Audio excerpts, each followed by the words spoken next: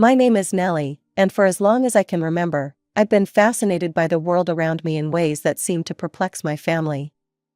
While Emma, my sister, played with dolls and dreamed of being a princess, I collected leaves, rocks, and anything else I could examine under the little magnifying glass I'd gotten from a cereal box. "Mom, why do leaves change color in fall?" I'd ask, holding up a particularly vibrant maple leaf I'd found. "Ask your teacher, Nellie. I'm busy helping Emma with her dance costume," she'd reply, barely glancing my way. This was a common response to my endless stream of questions about nature and science. I remember one particular afternoon when I was 7, sitting at our kitchen table with various household items spread out before me. I'd been mixing baking soda with different liquids, fascinated by the reactions. "What in heaven's name are you doing?" Mom's voice cut through my concentration.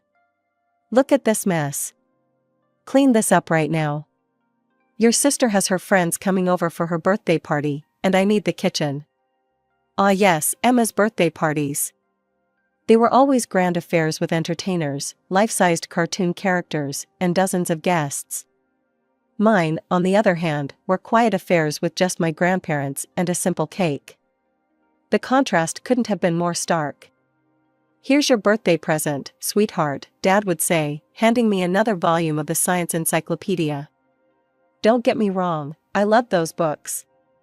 But watching Emma unwrap her mountain of toys and gadgets at her parties made it clear where our parents' attention truly lay. Thank goodness for my grandparents, Dad's parents. They were my sanctuary, my escape from the constant reminder that I was the odd one out in our family. Every weekend and school holiday, they'd welcome me into their home with open arms. "Tell me more about what you've learned this week, little scientist," Grandpa would say, his eyes twinkling with genuine interest as I rattled off my latest discoveries. Emma never came with me to our grandparents'. "They're so boring," she'd complain. "Besides, Mom and Dad are taking me to the new theme park this weekend." I'd watch from the window as they drove away, trying to ignore the ache in my chest. "Why can't I go too?" I once asked. "Oh, honey," Mom said, patting my head absently. "You wouldn't enjoy it. You'd probably just want to study the mechanics of the rides instead of having fun." So that's how it was. Emma was the normal one, the one who fit their image of what a daughter should be. And I was the one who asked too many questions, who preferred microscopes to makeup, who didn't quite belong. Things changed when I started middle school. My science teacher, Mrs. Peterson, was the first person outside my grandparents who seemed to truly see me. "Mr. and Mrs. Walker, your daughter has extraordinary potential," she told my parents during a parent-teacher conference. I was sitting outside the classroom, but I could hear everything clearly. I've never seen a student grasp complex scientific concepts so naturally. "We need to discuss transferring Nellie to our gifted program." "Gifted program?" Mom's voice had that dismissive tone I knew too well. "That sounds rather complicated. She's doing fine where she is. Besides, we have to consider Emma. It wouldn't be fair to give Nellie special treatment." I sat there, my heart sinking. Of course they'd say no. They always said no when it came to me. But then Grandma found out about it. The next day, she marched into my school like a general going to war. I'll never forget how she stood in the principal's office, her voice firm and unwavering. "My granddaughter will take those tests, and she will have every opportunity she deserves. I don't care what her parents said. But Mrs. Walker, we need parental consent. I'll handle my son and his wife. You just make sure Nellie gets her chance." And somehow, she did it. After a week of intense discussions, and I suspect some financial incentives from my grandparents, my parents finally agreed to let me take the placement tests. I passed them all with flying colors. Suddenly, my world expanded. The gifted program opened doors I never knew existed. International science competitions, academic Olympiads, research seminars, I threw myself into all of it. For the first time in my life, I was surrounded by people who thought like me, who got excited about the same things I did. I won my first international competition with a project about sustainable ecosystems. Then another. And another.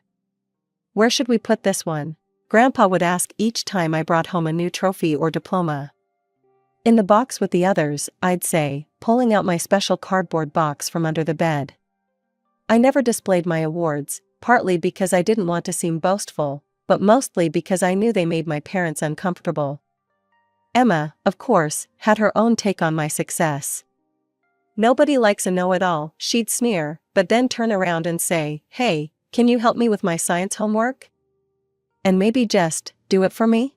"Emma, that's cheating," I'd protest. "Nellie, help your sister right now," Mom would inevitably command. Family helps family. So I'd end up doing Emma's work, feeling like a fraud but too afraid to stand up to my parents.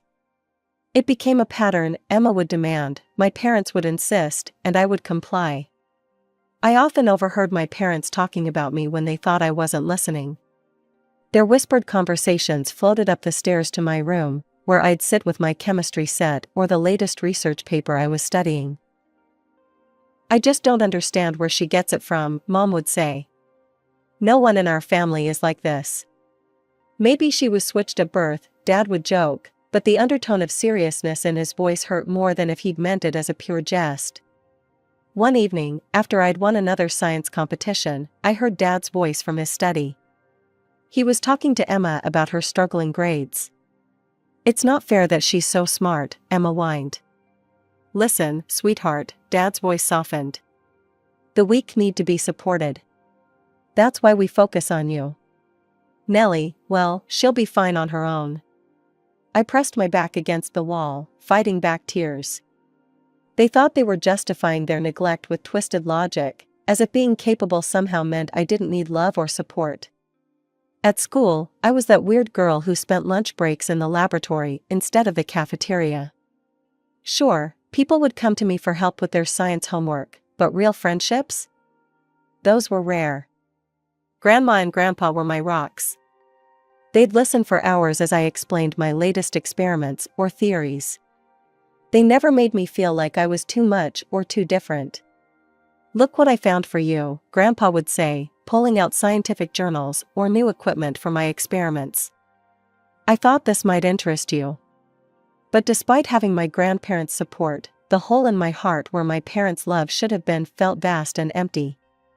I'd watch other families at school events, parents proudly hugging their kids, siblings supporting each other, and feel a deep ache in my chest. Then came the news that would change everything. I was graduating early. At 16, I'd completed all my high school requirements and had been offered a full scholarship to one of the top universities in the country. The day I left for university felt like breathing fresh air for the first time. The campus was buzzing with energy, and for once, I wasn't the odd one out. In my advanced chemistry class, I met Sarah and Michael, who got just as excited about molecular structures as I did. For the first time in my life, I had friends who understood me. We'd spend hours in the lab, bouncing ideas off each other, getting excited about discoveries that would make most people's eyes glaze over. But even as I thrived in my new environment, a part of me still yearned for my family's approval. I'd call home weekly, hoping for more than the brief, disinterested conversations I usually got. "Yes, Nellie, that's nice," Mom would say when I tried to tell her about my research.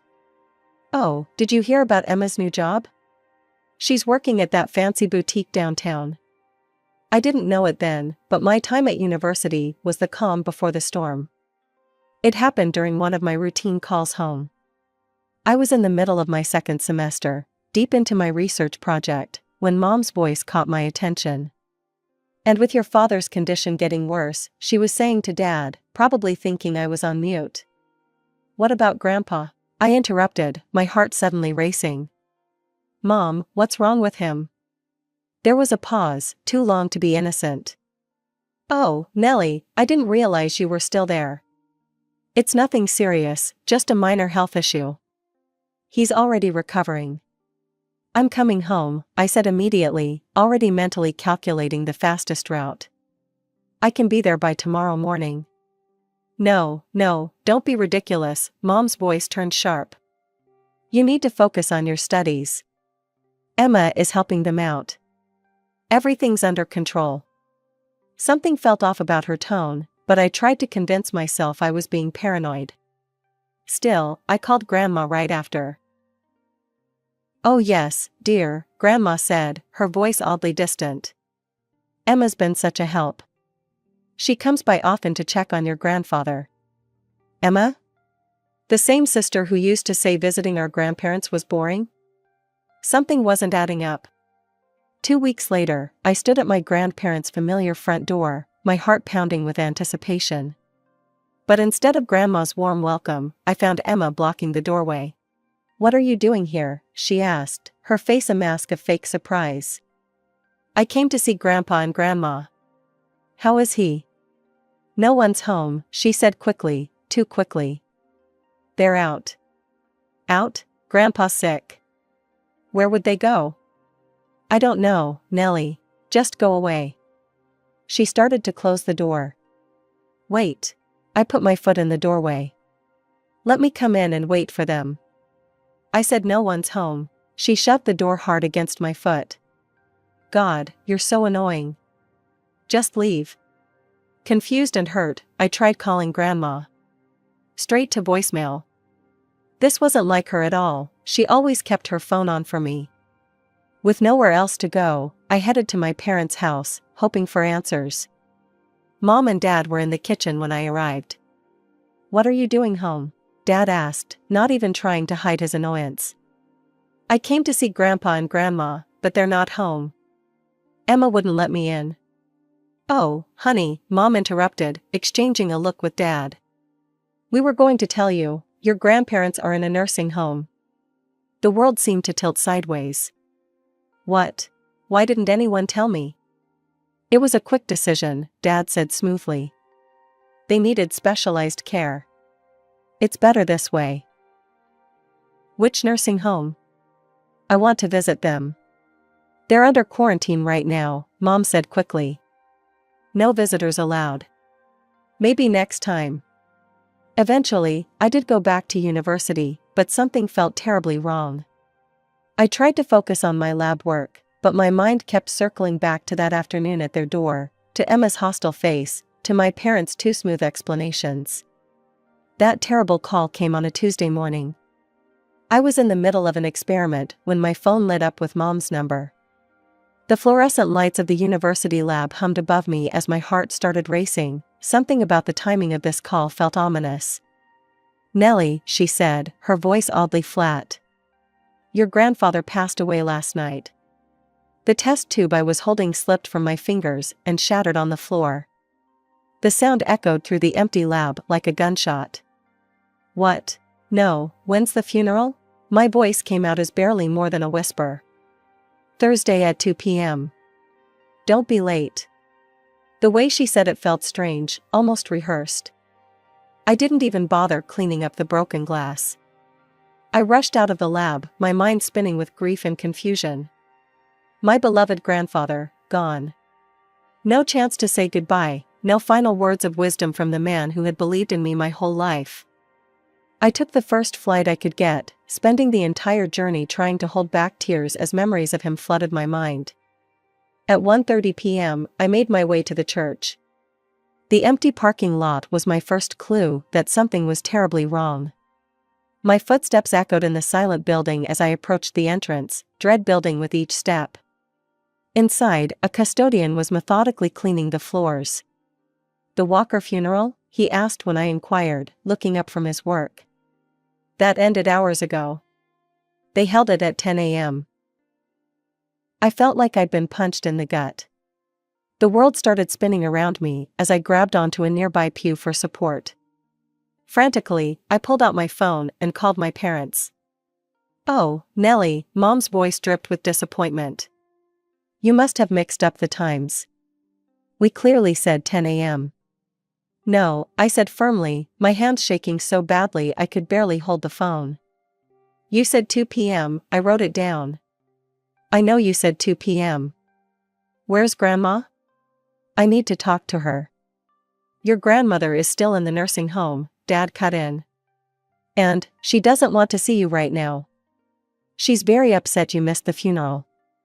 I told my parents I was heading back to university, but my feet had other plans. I found myself driving to my grandparents' house, desperate for answers, for some kind of explanation that would make sense of this nightmare.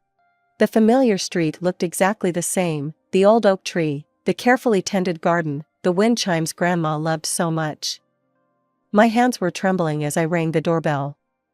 For a moment, nothing happened. Then, the door opened, and there stood Grandma, the same Grandma who was supposedly in a nursing home, refusing to see me. Grandma! I moved to hug her, relief flooding through me at the sight of her familiar face. But she stepped back, and the look in her eyes stopped me cold. Her face was hard and unfamiliar, like she was looking at a stranger instead of her granddaughter. "So now you decide to show up?" Her voice was cold, nothing like the warm tones that had comforted me throughout my childhood. "Grandma, what's going on? They told me you were in a nursing home." The words tumbled out as I tried to make sense of what was happening. "Don't." She held up her hand, and the gesture felt like a physical blow. "Your grandfather called you over and over. He was asking for you on his deathbed, wanting to say goodbye to his little scientist. But you couldn't be bothered to answer his calls or visit him. How could you be so cruel, Nellie?" "Let me see the number he was calling," I said, my voice barely steady. "Please, Grandma. I need to understand this." Grandma disappeared inside for a moment and returned with a small notepad. Her hands were shaking as she showed me the number scribbled in Grandpa's familiar handwriting. That's not my number," I whispered, staring at the unfamiliar digits. "I've had the same number since high school." "They gave you a fake number?" "What do you mean, fake number?" Grandma's stern expression began to crack. "Your parents said you changed it when you went to university. They said you wanted to distance yourself from us." The pieces were starting to fall into place. "Grandma, I came here during break. Emma was here, she wouldn't let me in. She said no one was home. Then Mom and Dad told me you and Grandpa were in a nursing home." Grandma's face went pale. "Nursing home? We never. Emma and your parents told us you were too busy with your new university life to visit. They said," her voice cracked, "they said you were ashamed of us, that we weren't sophisticated enough for you anymore." "They said what?" My knees felt weak. "How could they?" "Grandma, they told me the funeral was at 2 p.m. today. When I got to the church, it was already over. They said I mixed up the times, but I didn't. I would never." "The funeral was at 10 a.m., Grandma said slowly, realization dawning in her eyes. "Your parents stood there and told everyone how ashamed they were that you couldn't even be bothered to come to your own grandfather's funeral. Emma was crying about how she'd tried so hard to reach you." I fell into her arms then, both of us dissolving into tears on the front porch. All the pain, all the confusion, all the manufactured distance between us poured out as we held each other. "He died thinking I abandoned him," I sobbed into her shoulder. "Grandpa died thinking I didn't care." "Shoo," Grandma stroked my hair like she used to when I was little, her own tears falling. "We know the truth now. We know." After we dried our tears, Grandma picked up the phone with a determined look on her face. Her fingers trembled slightly as she dialed, but her voice was steel when she spoke. "Linda? Yes, it's me.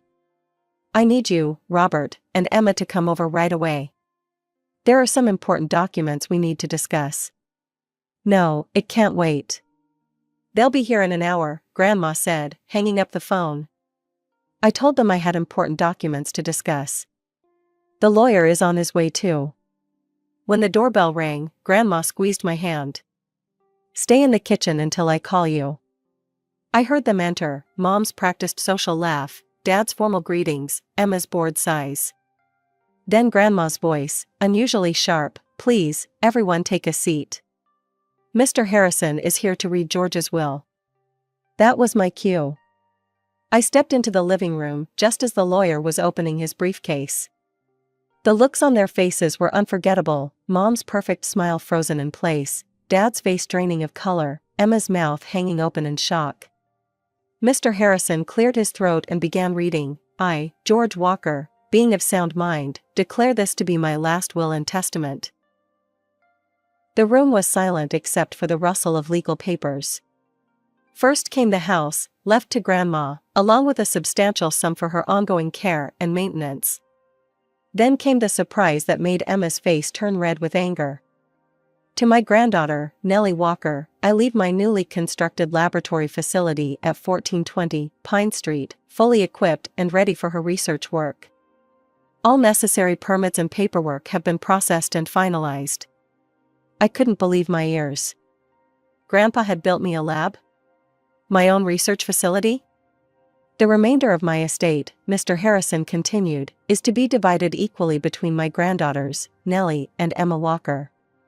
Emma's chair scraped against the floor as she stood up abruptly. But Grandma raised her hand. "There's more," she said, pulling out a letter. "Your grandfather wanted this read as well." "My dear family," Grandma began reading, her voice strong and clear. "I've watched over the years as favoritism has poisoned our family. To my son and daughter-in-law, your treatment of your daughters has been shameful. Each child deserves equal love, equal support." "Stop," Emma screamed, jumping to her feet. "This is ridiculous. Why should she get anything? Do you know what I had to do? All those hours sitting with that boring old man, pretending to care?" Mom tried to shush her, but Emma was beyond control. "You promised," she turned on our parents. "You said if I played nice, if I visited him and acted like the perfect granddaughter, everything would be mine. You made me grovel to a dying man." The raw truth of their manipulation was finally exposed in all its ugliness. "And now what?" Emma continued, her voice getting shriller. "Little Miss Perfect gets a whole laboratory, and I only get half the money? No. Give me the house. She doesn't need both, she can have her precious lab." I sat there in silence, watching my sister's true colors emerge in all their violent shades. The perfect daughter act had finally cracked, revealing the ugly reality beneath. "Well?" Mom broke the tense silence. "Nellie, you heard your sister. Be reasonable. Do you know how much we've invested in your education? All those science camps, competitions." I almost laughed. "You didn't pay for any of that. Grandma and Grandpa did." "That's not the point," Mom cut in sharply. "Family means sacrifice. If you want to honor your grandfather's memory, you'll sign over your share to Emma. She needs it more than you do." "Honor his memory?" Grandma's voice cut through the room like a whip. She stood up, Grandpa's letter still in her hands. "Let me remind you exactly what George had to say about this family's idea of sacrifice." She began reading again. "To my son and his wife, your blatant favoritism has created a poison in this family. Your treatment of Nellie has been nothing short of emotional abuse, while you've turned Emma into an entitled, spoiled." "How dare you?" Emma shrieked. "No, how dare you?" Grandma's voice thundered with a force I'd never heard before. "You all manipulated and lied to a dying man. You kept his beloved granddaughter from saying goodbye to him. And now you have the audacity to talk about family and sacrifice?" She walked to the door and flung it open. "Get out, all of you." "And Emma? I'm sorry George left you anything at all. You're nothing but a spoiled, selfish girl who learned from spoiled, selfish parents." They left in a flurry of threats and slammed doors. The house felt eerily quiet in their wake. That was 5 years ago. Today, I run my own research laboratory, the one Grandpa built for me. It's everything I could have dreamed of and more. Sometimes, when I'm working late at night, I swear I can feel his presence, proud and loving as ever. Grandma visits often. We have dinner together every Sunday, and she loves touring the lab, asking questions about my latest projects. She's taken some science classes at the local community college, saying it helps her understand my work better. But I think she just wants to share in the passion Grandpa and I always had for discovery. I haven't spoken to my parents or Emma since that day. Sometimes I see their names in my email inbox or their numbers on my phone, but I delete them without opening. They made their choice long ago, and now I've made mine. The other day, I found an old photo of Grandpa in one of his books. He was in his garden, pointing out something to a much younger me who was peering through a magnifying glass. On the back, he'd written, "My little scientist will change the world someday." I keep that photo on my desk now. Not all family is bound by blood, I've learned. Sometimes the truest family are the ones who believe in you, who support your dreams, who love you not despite your differences but because of them. I'm Allison, and my brother Tom is 5 years older than me. From my earliest memories, it was clear who the star of our family was, and it wasn't me. "Tom's going to be the successor of our dynasty," my parents would proudly announce to anyone who would listen. Meanwhile, I'd be standing there in my oversized clothes from the clearance rack, which Mom always claimed were for growing into. I remember the day Tom got his first smartphone. I was 10, and he was 15. Dad made a big show of presenting it to him at dinner. "You're growing up, son," Dad said, beaming. "A future businessman needs to stay connected." "Thanks, Dad. This is awesome." Tom couldn't contain his excitement as he unboxed his new gadget. I looked down at my hand-me-down flip phone, Tom's old one, and tried not to feel the sting. But it wasn't just about phones. It was everything. While Tom went to coding classes, tennis lessons, and had private tutors, I was told to use the internet if I needed help with schoolwork. That's how it always went. Tom got the real thing, I got the budget version. I watched how my parents invested everything in Tom's future, always talking about his career prospects and college plans. Meanwhile, they'd make offhand comments about how I'd probably just get married anyway. "Allison doesn't need all that," I overheard Mom telling Dad one night when they thought I was asleep. "She's pretty enough. Some nice man will take care of her." I lay in bed that night, staring at my ceiling with its glow-in-the-dark stars, bought on clearance, of course. That was the moment I decided, if nobody was going to invest in my future, I'd do it myself. I started spending my lunch breaks in the school library, not because I couldn't afford to buy lunch like some kids thought, but because I was studying. I'd pore over textbooks, teaching myself things that Tom learned from his tutors. I kept quiet about it though. Every time my parents praised Tom's latest achievement, I'd just nod and smile, all while maintaining my straight A's. Every year, as Tom's birthday approached, our house would buzz with excitement. He'd spend weeks browsing online, carefully selecting exactly what he wanted, and without fail, our parents would buy it all. "What do you think about this gaming laptop, Mom?" Tom would ask, showing her his carefully curated wish list. "It has the best graphics card." "If that's what you want, sweetie," Mom would reply, already reaching for her credit card.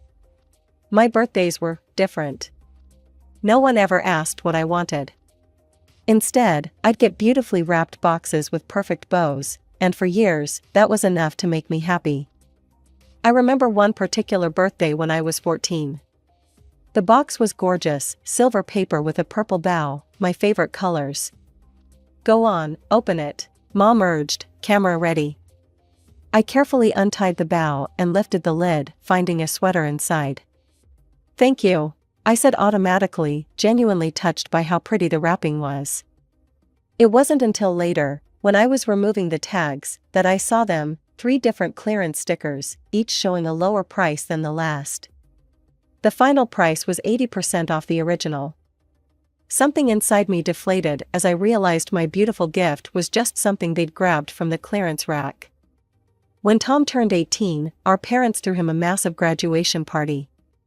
But the real celebration was about his college acceptance. "We're so proud," Dad announced to everyone. "Our boy is going to Riverside prestigious college. Full tuition paid, of course, nothing but the best for our future CEO." I sat in the corner, picking at my cake, already knowing what my future held. Or rather, what it wouldn't hold. There would be no full tuition paid announcements for me. But I had my own plan. Every night, while Tom was out partying his senior year away, I was studying. My teachers noticed. "Allison, these test scores are exceptional," my guidance counselor told me. "Have you considered applying for scholarships?" I had. I'd considered every possible angle. College flew by for Tom. He graduated, landed a cushy job at a finance firm, and met Rebecca. Their whirlwind romance became the family's new favorite topic. "She's from such a good family," Mom gushed. "They're perfect together." I watched as my parents poured money into their wedding. The final straw was the dress, a designer piece that cost more than everything in my closet combined. "Isn't it magnificent?" Mom swooned, showing me photos of Rebecca's final fitting. "Worth every penny." I stood there, wearing my thrift store jeans, remembering every Christmas sweater and birthday bargain, trying to understand how they could spend so much on someone who wasn't even their daughter while I'd spent my whole life accepting their leftovers. Rebecca made her feelings about me clear from the start. I overheard her talking to her bridesmaids at the engagement party. "No, Allison won't be in the wedding party," she said, her voice dripping with disdain. "I mean, look at her, she'd stick out like a sore thumb. Everything needs to be perfect, and she's just so simple."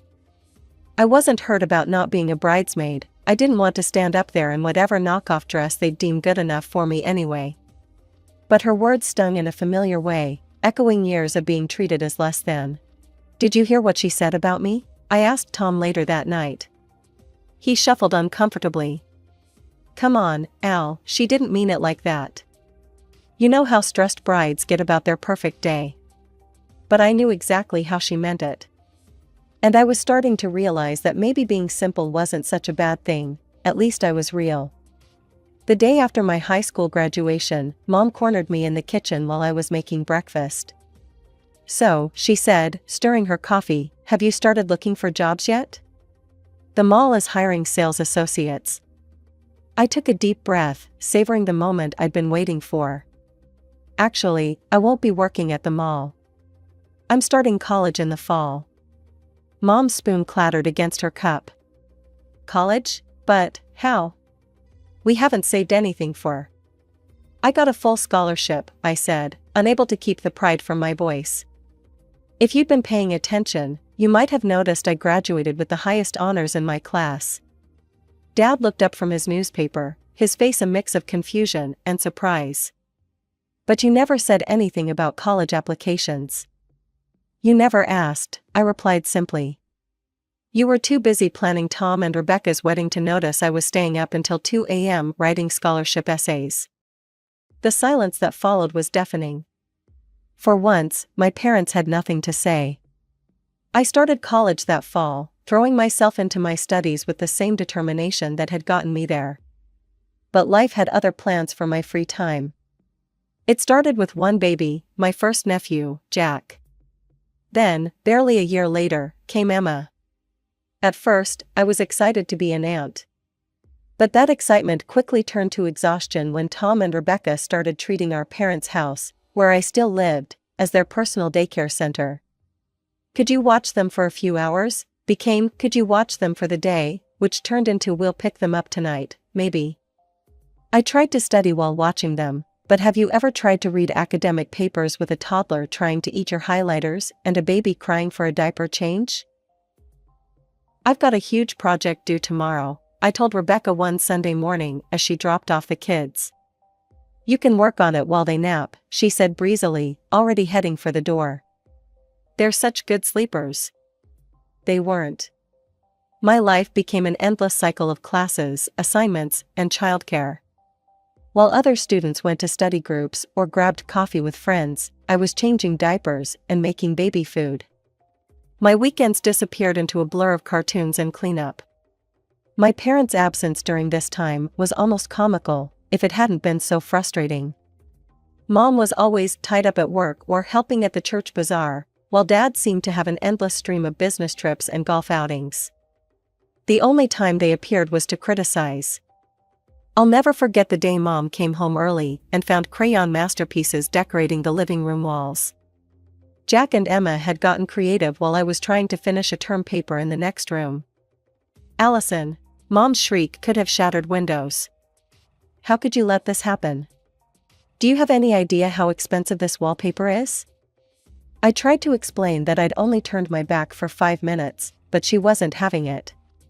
"If you can't handle watching them properly, Maybe you should spend less time on that computer and more time paying attention to your responsibilities.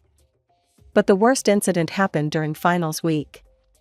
I had been working on my thesis for hours, my laptop balanced precariously on the arm of the couch, while the kids played with their toys on the floor. I just needed to step away for 2 minutes to use the bathroom. That's all it took. I heard the crash from down the hall, followed by Emma's guilty, "Oh." My laptop was drenched in tea, its screen flickering pathetically before going dark. 4 months of research, gone in an instant. I tried not to cry as I called Rebecca to explain what happened. "What do you expect me to do about it?" she snapped over the phone. "We can't afford to buy you a new laptop. Maybe if you'd been watching them properly, instead of always being buried in your schoolwork, this wouldn't have happened." I sat on my bed that night, staring at my dead laptop, feeling more alone than ever. Then I remembered my friend Sarah from my study group. With shaking hands, I called her. "I hate asking this," I said, my voice breaking, "but I don't know what to do. I can't afford a new laptop, and I need one to finish my thesis." Sarah didn't hesitate. "I just upgraded mine. The old one isn't fancy, but it works. Come get it tomorrow." I graduated with honors, despite everything. Found a job at a marketing firm, saved up, and finally rented my own apartment. For the first time in my life, I felt like I was taking control.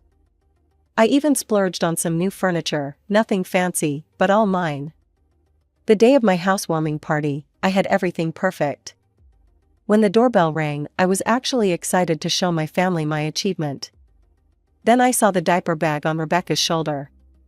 "The kids have been so excited to see their Aunt Allison's new place," she announced, pushing past me. "And it worked out perfectly. Tom's taking me to that new French restaurant downtown for a romantic dinner." Before I could process what was happening, they were gone, leaving Jack and Emma examining my carefully arranged cheese plate with sticky fingers. "We should go too," Mom said quickly. "You've got your hands full here, and we wouldn't want to be in the way." But I started to protest, but they were already heading for the door. "Have fun with the kids," Dad called over his shoulder. That set the pattern for the next several months. They'd show up unannounced, kids in tow, always with some excuse about why they needed me to watch them right that minute. I started working late just to avoid being home, but even that didn't work. One evening, after a particularly long day at the office, I trudged up the stairs to my apartment to find them waiting in the hallway. Rebecca had the kids dressed up in their party clothes, tapping her foot impatiently. "Finally," she exclaimed, thrusting Emma's backpack into my arms. "We're already late for the Thompsons' anniversary party because you weren't home on time. Here's their dinner, bedtime is at 8, and we'll pick them up, whenever." After a year of being everyone's on-call babysitter, I finally had something to look forward to, 2 blessed weeks of vacation. I'd spent months planning it, a beachfront resort, spa treatments, and absolutely no responsibilities. At our monthly family dinner, Mom was going through her usual interrogation about my life. "So, Allison," she said, passing the potatoes, "you've been looking tired lately. Are you sleeping enough?" Before I could answer, Rebecca chimed in, "Well, the kids have been asking for their Aunt Allison a lot. They miss you when you're not around." I took a deep breath. Actually, I might be a bit scarce next month. I've got some vacation time coming up, 2 weeks at Palm Grove Resort. "Oh?" Mom's eyebrows shot up. "When exactly?" "The 15th through the 29th, I replied, not thinking much of it. The sound of Rebecca's hands clapping made me jump. Her face had lit up like a Christmas tree, but not in a way that made me feel comfortable. "Oh my God, this is perfect," she squealed. "Tom, remember how we were saying we needed a vacation? This is literally meant to be." My stomach dropped as I watched her pull out her phone and start typing frantically. "Look, they still have rooms available for those dates." She barely looked up from her screen. "We can bring the kids, and Allison can watch them while we enjoy the resort. It'll be like a family vacation." My parents beamed at this suggestion. "What a wonderful idea," Mom exclaimed. "Allison, you'll have so much fun with the children at the beach." I sat there, fork frozen halfway to my mouth, watching as Rebecca booked their vacation, my vacation, right in front of me. They were all so excited, making plans for my time as if it belonged to them, that nobody noticed my silence. That night, I lay in bed, staring at my ceiling, and for the first time in my life, I started plotting my own rebellion.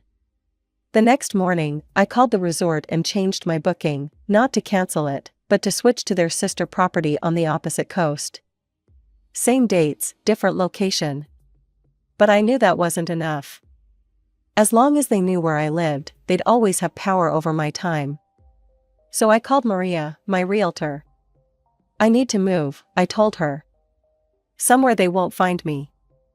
And I need it done before my vacation."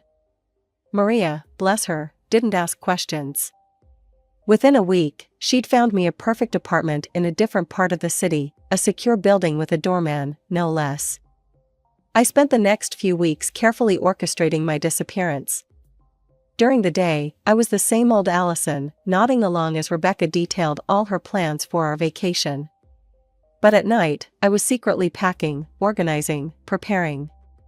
The day before the flight, I moved everything to my new apartment. The movers were quick and discreet, and by sunset, I was standing in my new home, surrounded by boxes and possibility. The morning of the flight, I met my family at the airport as planned.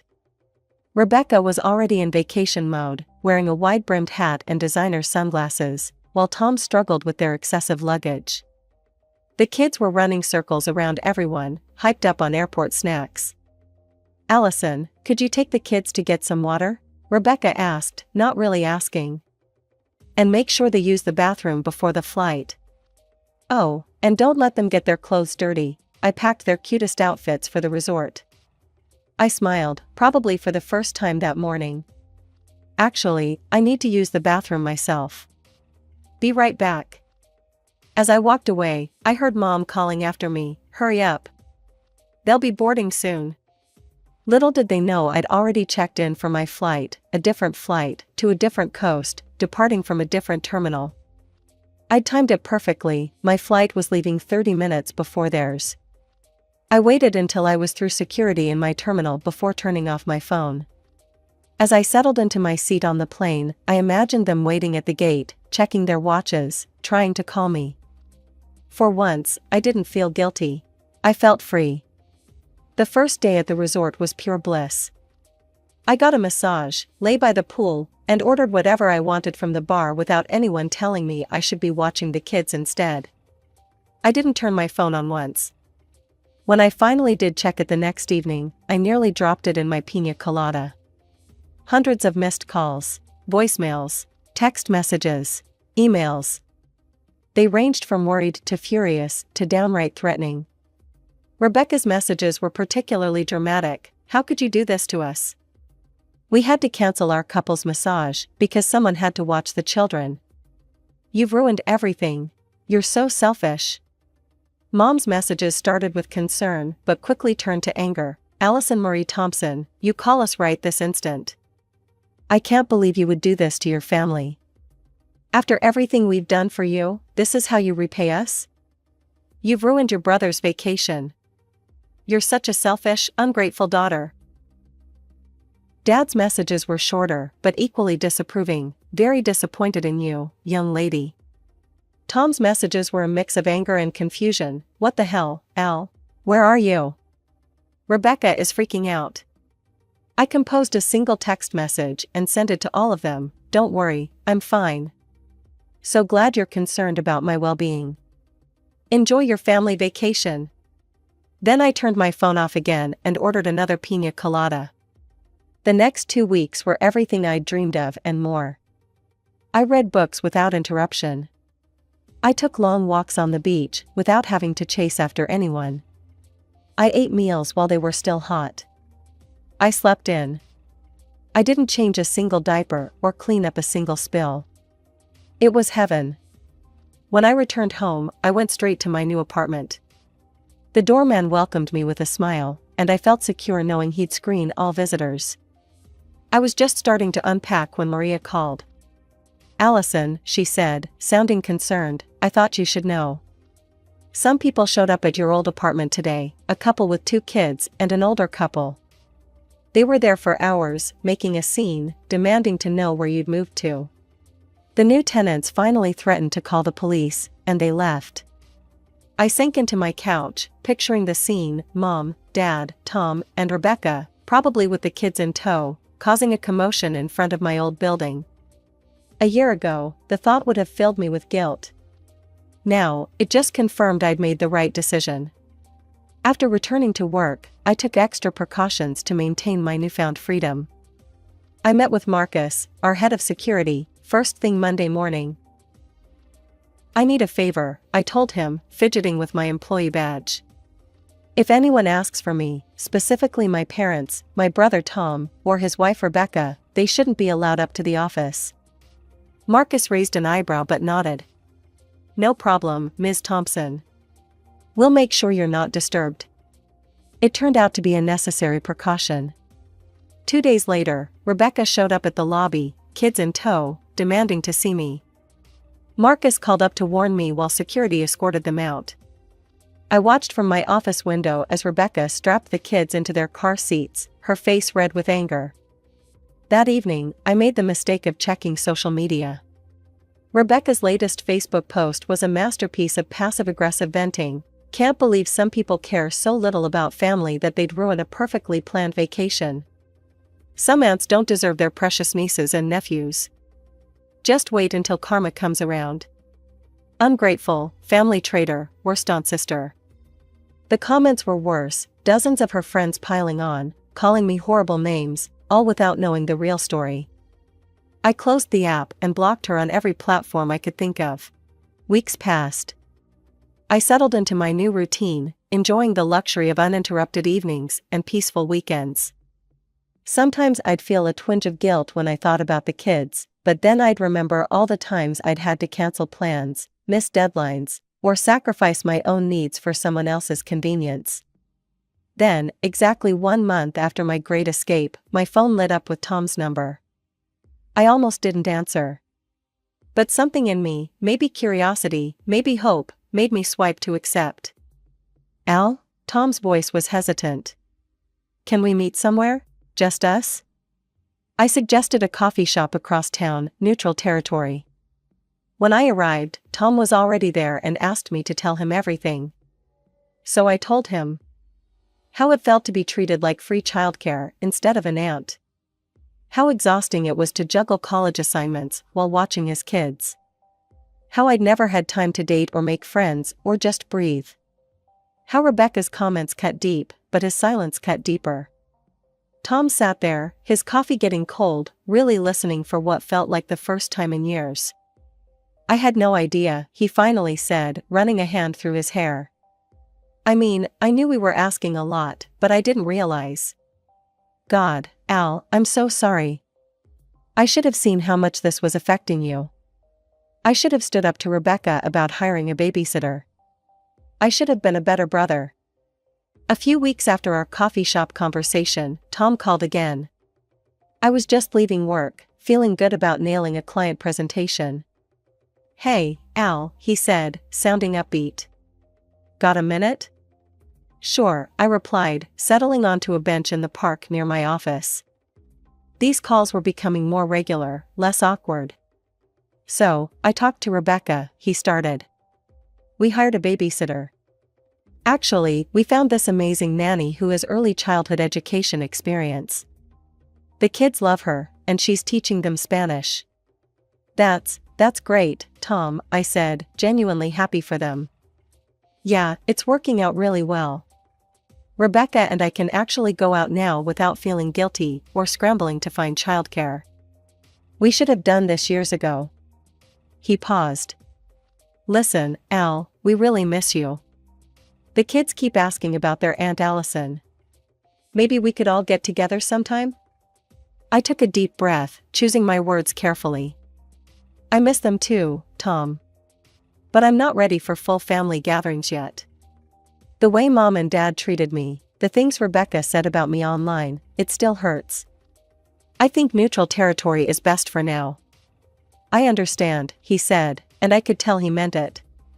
Baby steps. Oh, hey, speaking of babies, want to see what Emma did at her dance recital? Sending you the video now. True to his word, Tom started sharing regular updates about the kids, photos of Jack's first lost tooth, videos of Emma's dance performances, pictures of their art projects. It was nice being able to be Aunt Allison on my own terms. Meanwhile, my own life was flourishing. Without the constant interruptions and demands on my time, I threw myself into my work. My boss noticed. Last month, she called me into her office. "Allison," she said, "your performance these past few months has been exceptional. We'd like to offer you the senior account manager position." The promotion came with a significant raise, which meant I could finally afford that yoga studio membership I'd been eyeing. My weekends became my own. Sometimes I'd meet Sarah and other friends for brunch, or take a painting class, or just spend an entire Sunday reading in the park. Mom and Dad still send messages occasionally, usually guilt-trippy ones about family obligations and ungrateful daughters. I've learned to let them slide off my back. Maybe someday we'll find a way to rebuild our relationship, but for now, I'm focusing on building the life I want. Yesterday, I sat on my balcony, enjoying my morning coffee and watching the sunrise. My phone buzzed with a text from Tom, a picture of Jack and Emma at the beach, building sandcastles.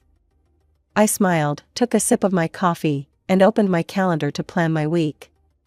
Yoga on Tuesday, dinner with friends on Thursday, and absolutely nothing scheduled for Sunday except whatever I feel like doing. My name is Sarah, I'm 28, and I work as a nurse at Memorial Hospital. My husband Henry is 31 and manages operations at a local logistics company. We've been married for 3 years and live in a small but comfortable house that we've made our own. Well, at least it was supposed to be our own. The source of all our problems? Ashley, Henry's younger sister. She's 10 years his junior and, to put it bluntly, she's a handful. While most people her age are finishing college or starting careers, Ashley bounces from job to job like it's a sport. She didn't even bother with college, claiming studying wasn't her thing.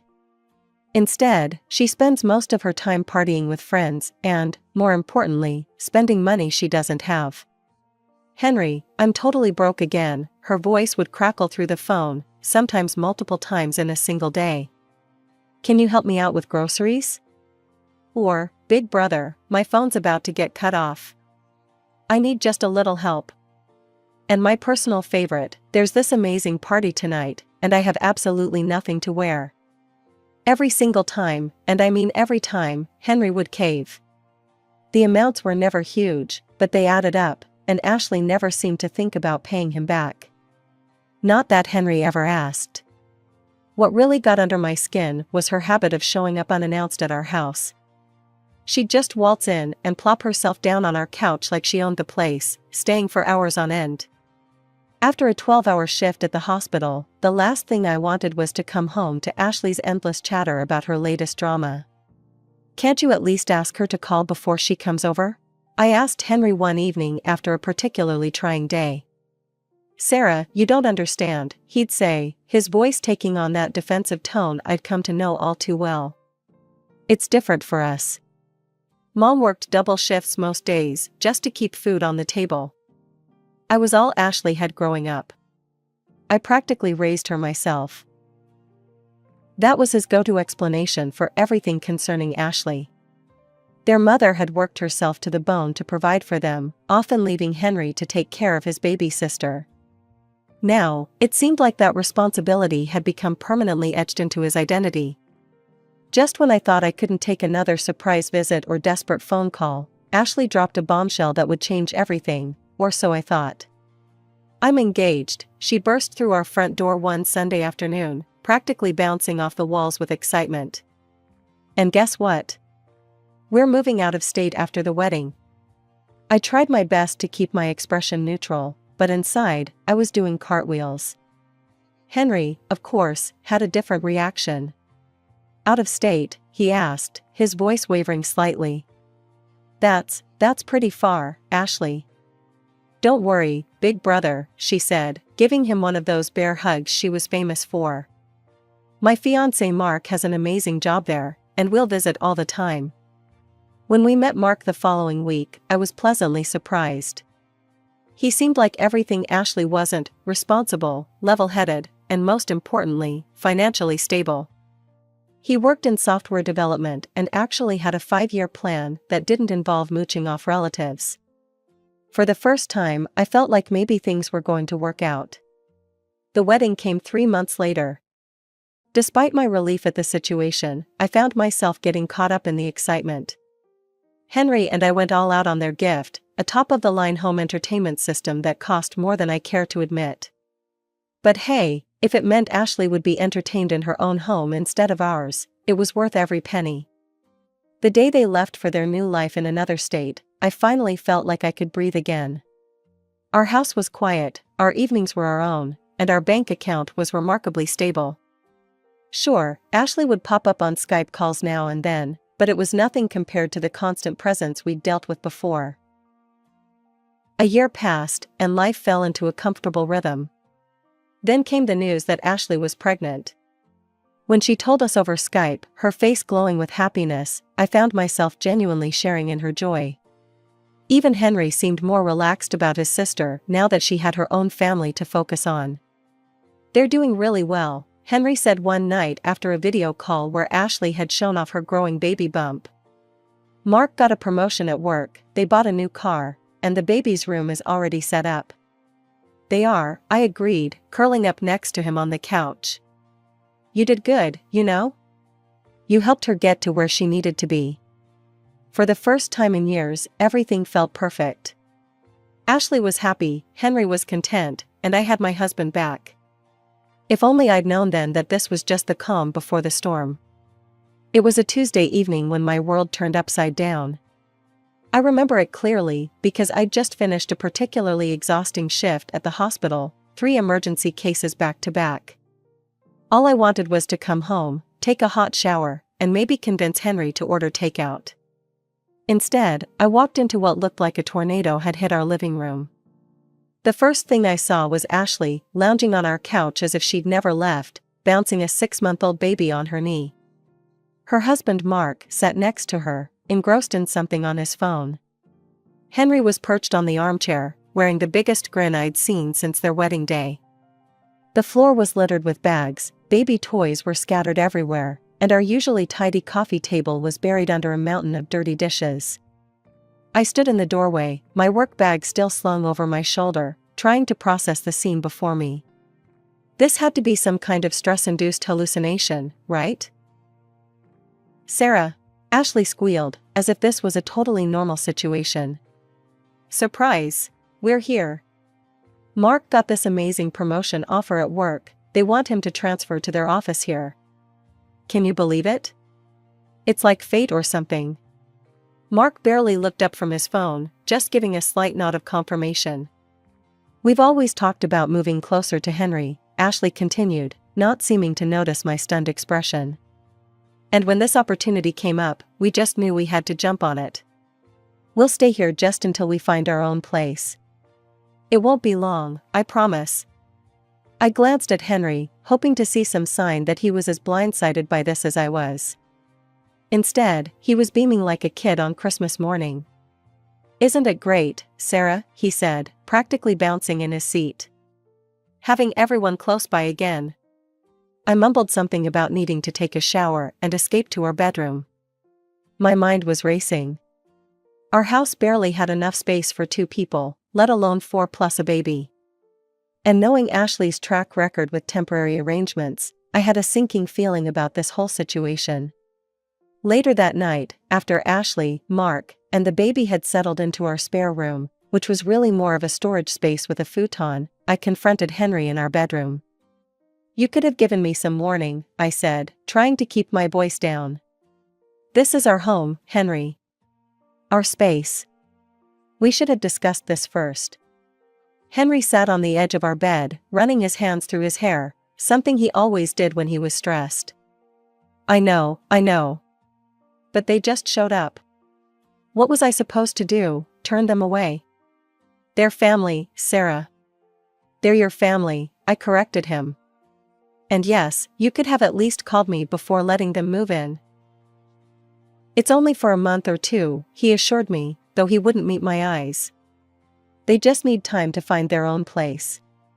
Ashley said Mark's new job pays really well, so they'll be able to afford something nice. I sighed heavily, knowing I was fighting a losing battle. 1 or 2 months, I repeated. That's it. And they need to help out around the house. Of course they will, Henry said quickly. Ashley's grown up a lot since having the baby. You'll see, everything will work out fine. I agreed reluctantly, more to end the conversation than because I believed it. As I lay in bed that night, listening to the unfamiliar sounds of a baby crying in the next room, I couldn't shake the feeling that I had just made a huge mistake. Life with our new house guests quickly settled into a routine, though not the kind I'd hoped for. While Ashley spent her days at home with the baby, Mark headed off to his new job, usually returning around 5 p.m. Henry would get home about an hour later, and I'd typically arrive last, usually around 7:30 after my extended hospital shifts. That first week, I tried to stay positive. It's just an adjustment period, I kept telling myself. But as the days went by, my optimism crumbled faster than yesterday's leftover casserole, if there had been any leftovers, that is. Every evening, I'd open our front door to the same scene, chaos. Pure, unadulterated chaos. Dirty dishes would be piled so high in the sink that I couldn't even see the faucet. Baby toys created an obstacle course across our living room floor. Stray socks, burp cloths, and what looked like half of Ashley's wardrobe decorated every available surface. Ashley? I called out one particularly bad evening, carefully stepping over a trail of scattered Cheerios. Have you been home all day? Yeah, she responded from the couch, scrolling through her phone while the baby played on a blanket nearby. Why? I bit my tongue, hard. The answer was everywhere, in the unwashed bottles cluttering the counter, in the overflowing diaper pail that no one had bothered to empty, in the general disaster zone that used to be my tidy home. Before they moved in, I had a system. I'd cook dinner every other night, making enough for leftovers so I could have a break the next evening. It was perfect, cook one day, relax the next. But now? Now I'd come home exhausted after a 12-hour shift of dealing with medical emergencies, open the refrigerator hoping to find yesterday's chicken stir-fry, and find nothing. Not even a stray bean sprout. Oh yeah, that was really good, Ashley mentioned one evening when I stared into the empty fridge where my carefully prepared lasagna should have been. Mark loved it too. You should make it again. The worst part? She said this while sitting on our couch, surrounded by empty takeout containers from her lunch, clearly not seeing any connection between my missing dinner and her obligation to contribute to the household. I closed the refrigerator door and leaned my forehead against it, trying to remember what it felt like to come home to peace and quiet, to a clean house, to food in the fridge. It felt like a distant dream now, replaced by this new reality where I was apparently running a hotel with full catering services, minus the paying guests, of course. After 2 weeks of living in this chaos, I finally snapped. It happened on a Thursday evening when I came home to find Ashley and Mark watching TV while their baby napped, surrounded by the day's worth of dishes, empty snack packets, and what looked like every baby toy they owned. We need to talk, I said, switching off the TV. All of us. Ashley looked up at me like I'd just interrupted the most important moment of her life. Hey, we were watching that.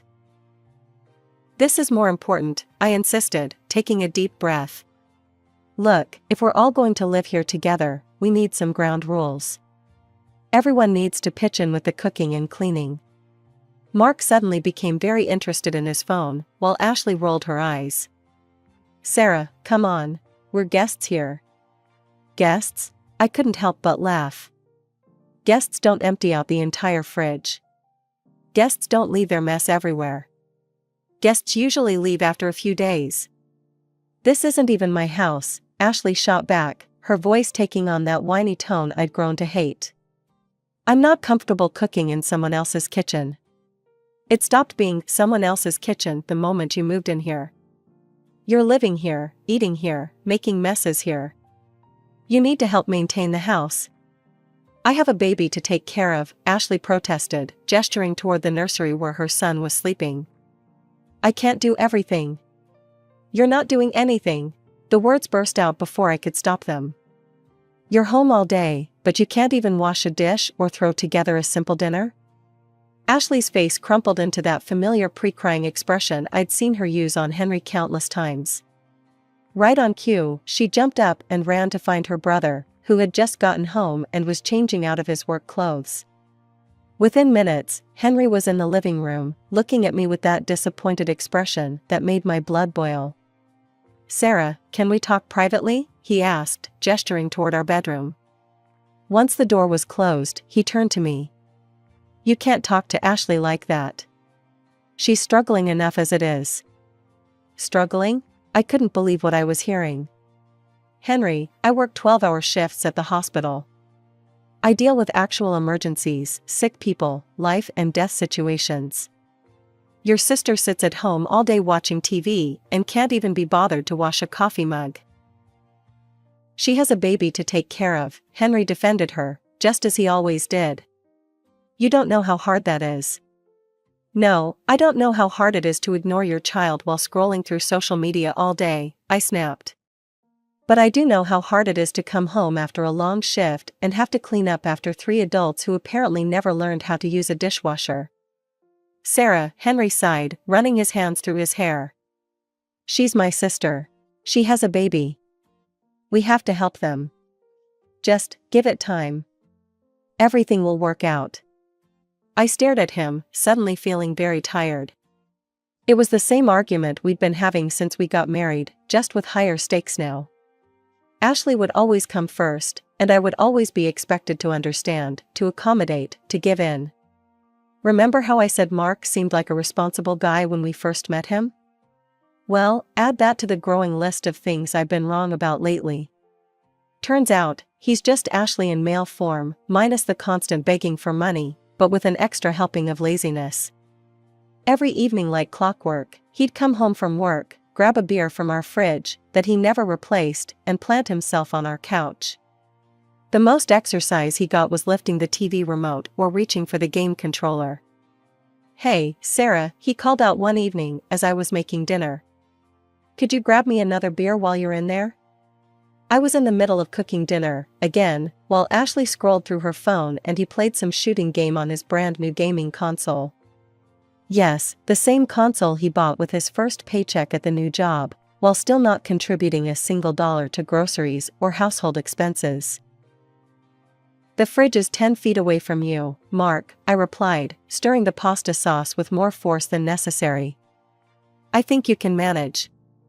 He didn't respond, just kept playing his game.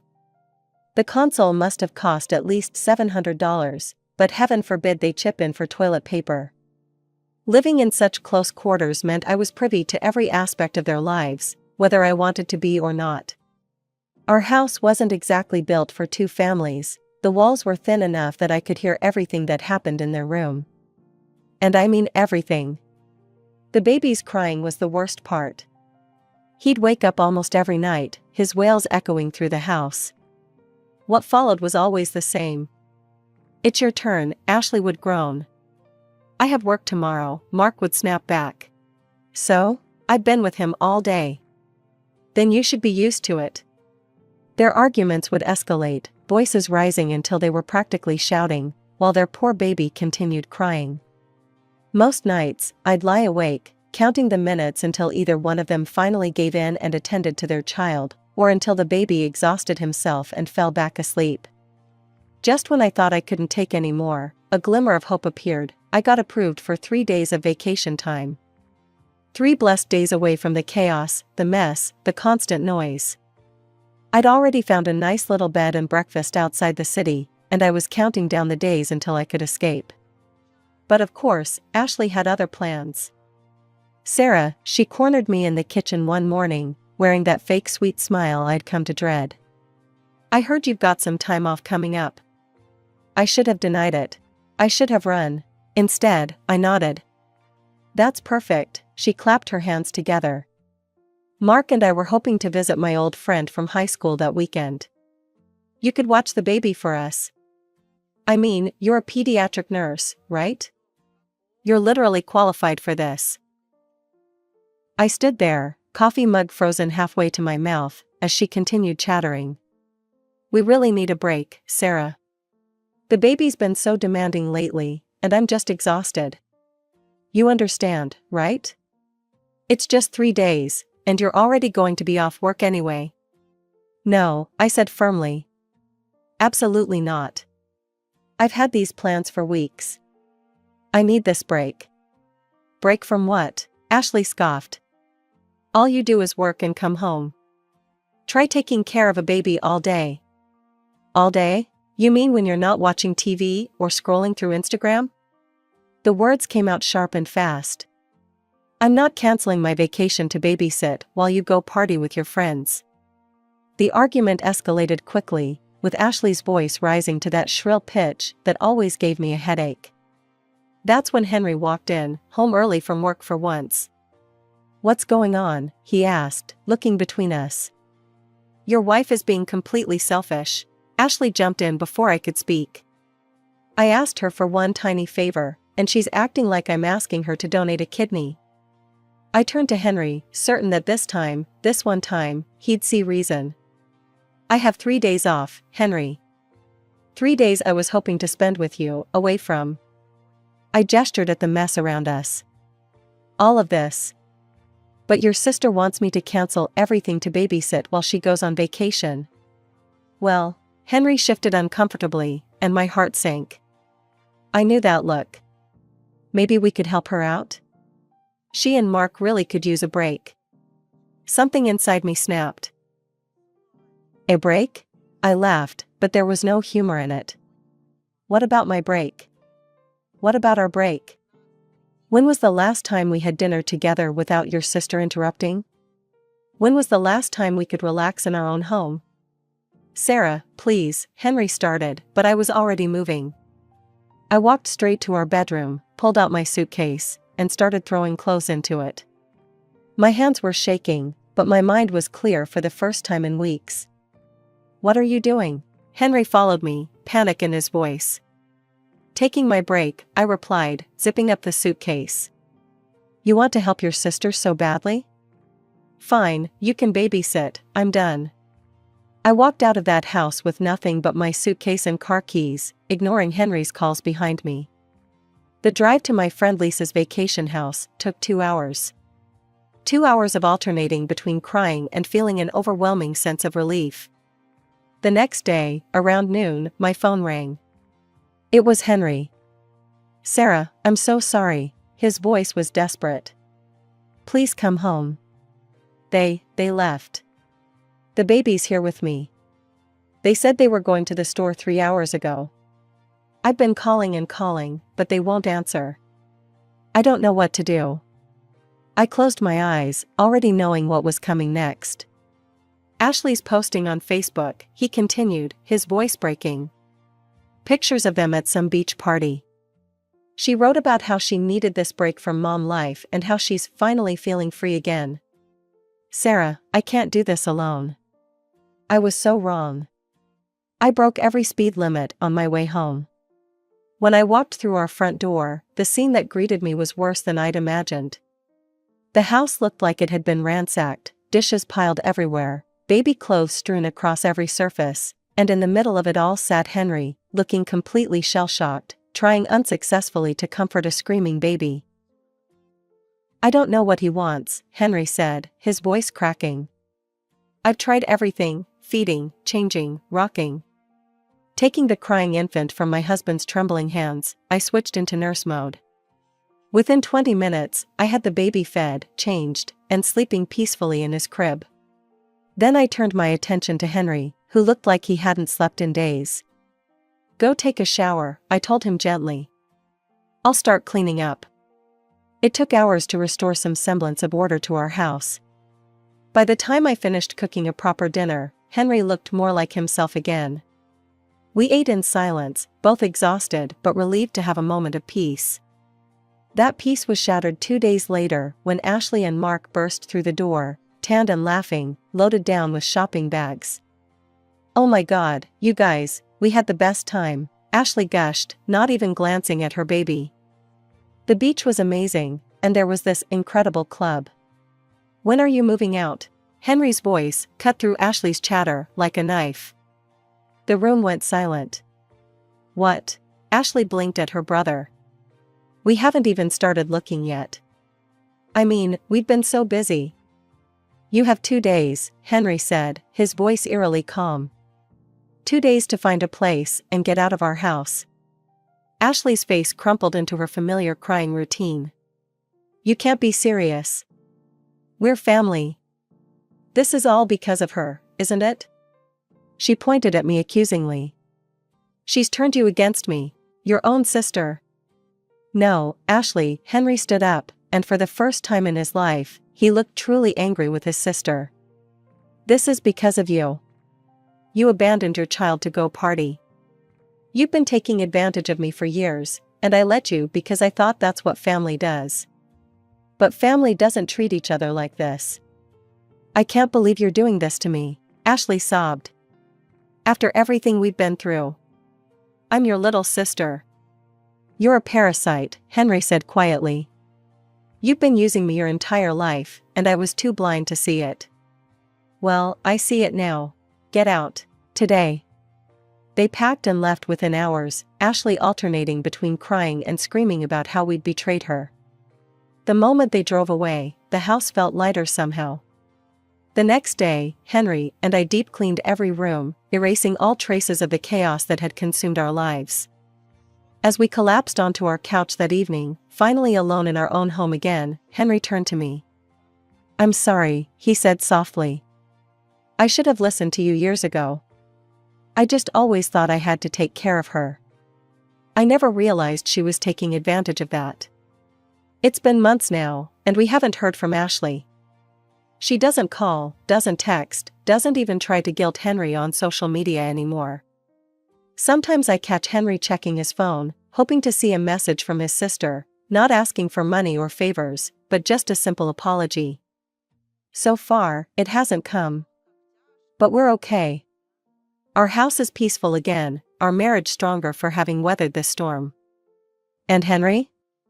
He's finally learned that sometimes the hardest part of loving someone is knowing when to stop enabling them. My name's Rose Bennett, just another face in the crowd, or so it seems. At 28, I've carved out a niche for myself as a librarian in a quaint part of town. My days are typically filled with the rustle of pages, the quiet hum of people lost in stories, and the occasional chatter about books and authors. It's a peaceful, unremarkable existence that I cherish deeply. But there's a twist to my story that's known to only a few. I am, in fact, the daughter of Charles Harrington. Yes, the renowned magnate behind the colossal Harrington Enterprises. Despite this, I've always shied away from the glare of the media and the high society that comes with such a name. I chose my grandmother's surname, Bennett, a deliberate move to disconnect myself from the Harrington legacy and carve out my own path. Dad was surprisingly supportive, understanding my need for normalcy in a life that could easily have been anything but. Outside the library, I have a hidden passion that contrasts starkly with my quiet professional life: poker. Not just any casual game, but the high-stakes world of national and international tournaments. I'm not one to brag, but let's just say I've managed to collect quite a few trophies and accolades over the years. In the poker circles, I'm known for my skill and strategy, a reputation I've built independently of my father's influence. It was at one of these high-profile tournaments that I crossed paths with Mark Dawson. He stood out not just for his skill at the poker table, but also for his easygoing demeanor and quick wit. Mark had a knack for reading the game and the people around him, a talent that made him a tough opponent and an intriguing character.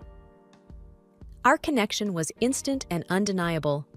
We found ourselves talking for hours, not just about poker, but about everything under the sun: our favorite books, the best local eateries, our dreams and aspirations. It wasn't long before these conversations turned into dates. Our outings were simple and unpretentious, no lavish dinners or extravagant gifts. Just two people genuinely enjoying each other's company, often over a meal in some cozy diner. I remember one evening, as we walked to his car after a dinner at our favorite burger joint, Mark said with a chuckle, "You know, Rose, I could take you to some upscale restaurant, but I'd have to pawn my watch for that." I laughed and replied, "And risk you checking the time every 2 minutes? No thanks. I'd rather have these easy moments than a night of pretense." That was the essence of our relationship, straightforward, genuine, with no need for frills or facades. It was a refreshing change from the world I was born into, a world where appearances often mattered more than reality. Little did I know that our simple, happy bubble was about to face its first real test. However, in the back of my mind, there was always a niggling thought: how would our relationship evolve in the context of our true identities? As our relationship grew, so did our trust and comfort with each other. It was a typical evening. We were lounging on my small apartment's couch, enjoying a quiet night in. The TV was playing some old sitcom, but our attention was more on each other than on the screen. Mark turned to me suddenly, a serious look in his eyes. "Rose, there's something I've been meaning to tell you," he said, turning off the TV. I sat up, feeling a knot in my stomach. "What's up? You're looking all serious. Did I forget to pay my half of the pizza again?" He chuckled, but his expression quickly sobered. "No, it's not about the pizza.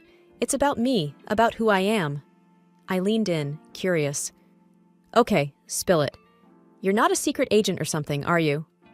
"No, nothing like that," he replied, taking a deep breath. "I haven't been completely honest with you about my financial situation. I'm actually, well, I'm quite wealthy." I blinked, taken aback. "Wealthy? Like buying a yacht for fun wealthy?" "Not exactly, but I made a significant amount of money through some savvy tech investments. I didn't tell you because I wanted to be sure you liked me for me, not my bank account." I laughed, the tension easing. "Mark, I've been dating you for months, and the most extravagant thing we've done is order extra cheese on our pizza. I think you're safe." He smiled, relieved. "I guess you're right. It's just been bugging me, keeping this from you." I took his hand, smiling. "Your secret's safe with me, but since we're on the topic of secrets, I have one too." Mark raised an eyebrow, intrigued. "Oh? Do tell." I took a deep breath, mirroring his earlier seriousness. "I'm not just a librarian. I'm actually the daughter of Charles Harrington. Yes, that Harrington." Mark's eyes widened. "The billionaire businessman? That's your dad?" I nodded. "Yep, but I've kept it under wraps. Took my grandma's surname and everything. I wanted a normal life, away from all that chaos." There was a moment of silence before Mark burst into laughter. "So, we're both undercover millionaires pretending to live the simple life?" I joined in the laughter, feeling a weight lift off my shoulders. "Seems like it. We're quite the pair, aren't we?" He grinned, pulling me into a hug. "The best pair. I guess this means we can upgrade from extra cheese to gourmet toppings now." I playfully punched his arm. "Don't push your luck. I might be a millionaire's daughter, but I still love my simple pleasures." After months of dating, the inevitable happened. Mark suggested I meet his parents. I wasn't particularly nervous at first. After all, I'd managed to handle my own family dramas pretty well. But then Mark dropped a bit of a bombshell. "So, Rose, there's something you should know about my folks," he said one evening as we were planning our visit. I looked up from my phone, curious. "Oh? What's up? Do they have a secret dungeon or something?" Mark didn't smile at my joke. "No, nothing like that. It's just, they're a bit old-fashioned. They have this thing against modern women who they think are just after money." I raised an eyebrow. "And you think I'll come off as a gold digger?" "No, of course not," Mark rushed to clarify. "It's just, they can be judgmental. I just want you to be prepared." I nodded, suddenly feeling a bit apprehensive. "Well, that's going to be fun. Don't worry, I'll handle it." The day arrived, and we drove to his parents' house. It was a nice place, not too big, not too small. Mark had mentioned he bought it for them. They greeted us at the door, his mom, Linda, and his dad, George. The air was cordial, but there was a stiffness to it. "Mom, Dad, this is Rose," Mark introduced me with a smile. "Nice to meet you," I said, extending a hand. Linda gave me a once-over and shook my hand lightly. "Welcome, Rose. Mark has told us a bit about you." Dinner was an experience. They served some exotic dishes I'd never seen before. Linda casually asked, "Rose, do you know how to eat this? It's a bit complicated." I hesitated, feeling my cheeks warm. No, not really, but I'm always up for learning new things." Mark shot me a supportive glance but said nothing. The conversation at the table was strained. George asked about my job, and I could see the disappointment in their eyes when I mentioned I was a librarian. "A librarian, huh?" Linda remarked. "Must be a quiet job." "It is," I replied, trying to keep my tone neutral. "But I love it. Books have always been a passion of mine." The evening dragged on with more small talk and awkward silences. When we finally left, I let out a sigh of relief. In the car, Mark apologized. "I'm really sorry about that, Rose. They can be tough to deal with." I shrugged, trying to brush it off. "It's fine. It's not like I was expecting a warm and fuzzy welcome." Mark looked guilty. "I just wish they'd give you a chance. You're amazing, and they're missing out on knowing that." I smiled at him, appreciative of his support. "Thanks, Mark, but let's not worry about it too much. You can't choose your family, right?" The dinner with Mark's parents was just the start. The next day, we were invited to brunch, a chance, as Mark put it, to smooth things over a bit. I wasn't holding my breath, but I agreed, thinking maybe it was just first meeting jitters on their part. We arrived to find a lavish spread on the table. Linda was bustling around the kitchen, and George was reading the newspaper. The air felt heavy, charged with an unspoken tension. "Morning," I greeted them, trying to sound cheerful. "Good morning, Rose," Linda replied with a tight smile. "Hope you're hungry." The conversation started off with safe topics, the weather, a recent local event. But it wasn't long before Linda's curiosity got the better of her. "So, Rose," she began, eyeing me over her coffee cup, "Mark tells us you're into poker?" I nodded. "Yeah, I play in tournaments sometimes. It's more of a hobby, really." Linda's eyes widened, and she almost choked on her coffee. "Like gambling?" Mark jumped in. "It's not gambling, Mom. It's a game of skill. Rose is very good at it." But Linda wasn't convinced. "Sounds like gambling to me. I hope you're not planning to squander Mark's earnings on your hobby." I felt my cheeks burn, but I kept my voice even. "I play with my own money, Mrs. Dawson. I've never been one to rely on others financially." There was an awkward pause before George chimed in, trying to change the subject. But the damage was done. The rest of the meal passed in uneasy silence. Later, in the living room, I noticed Linda furtively moving some items around. Her jewelry, I realized.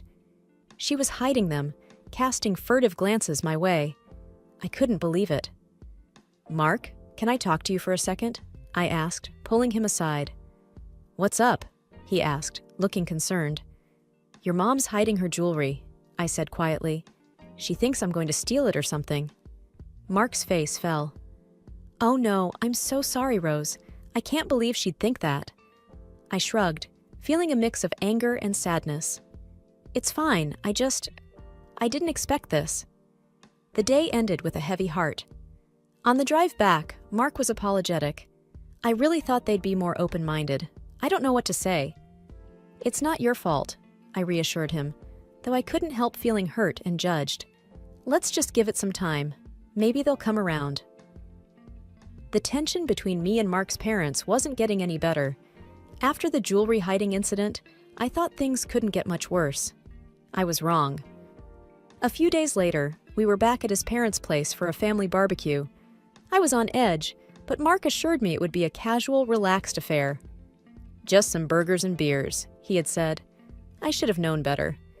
As soon as we arrived, Linda pulled Mark aside, leaving me standing awkwardly by the grill with George, who was more interested in his steaks than making conversation. I tried to break the ice. "Those look like they're going to be delicious, Mr. Dawson." He grunted. "Yep. Only way to do it. You cook much?" "Not as much as I'd like to. My job keeps me pretty busy." He nodded, clearly not interested in continuing the chat. I retreated to the patio, feeling out of place. That's when I overheard Linda's voice, tinged with urgency. She was talking to Mark, but her words carried across to me. "Can't be serious about this girl, Mark.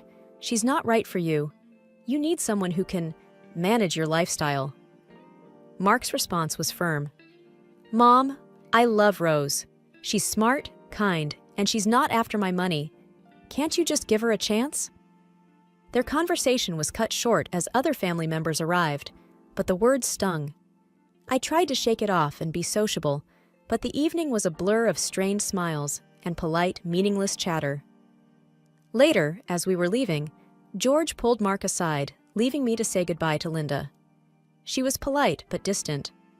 Thank you for coming, Rose. It was nice to have you. I forced a smile.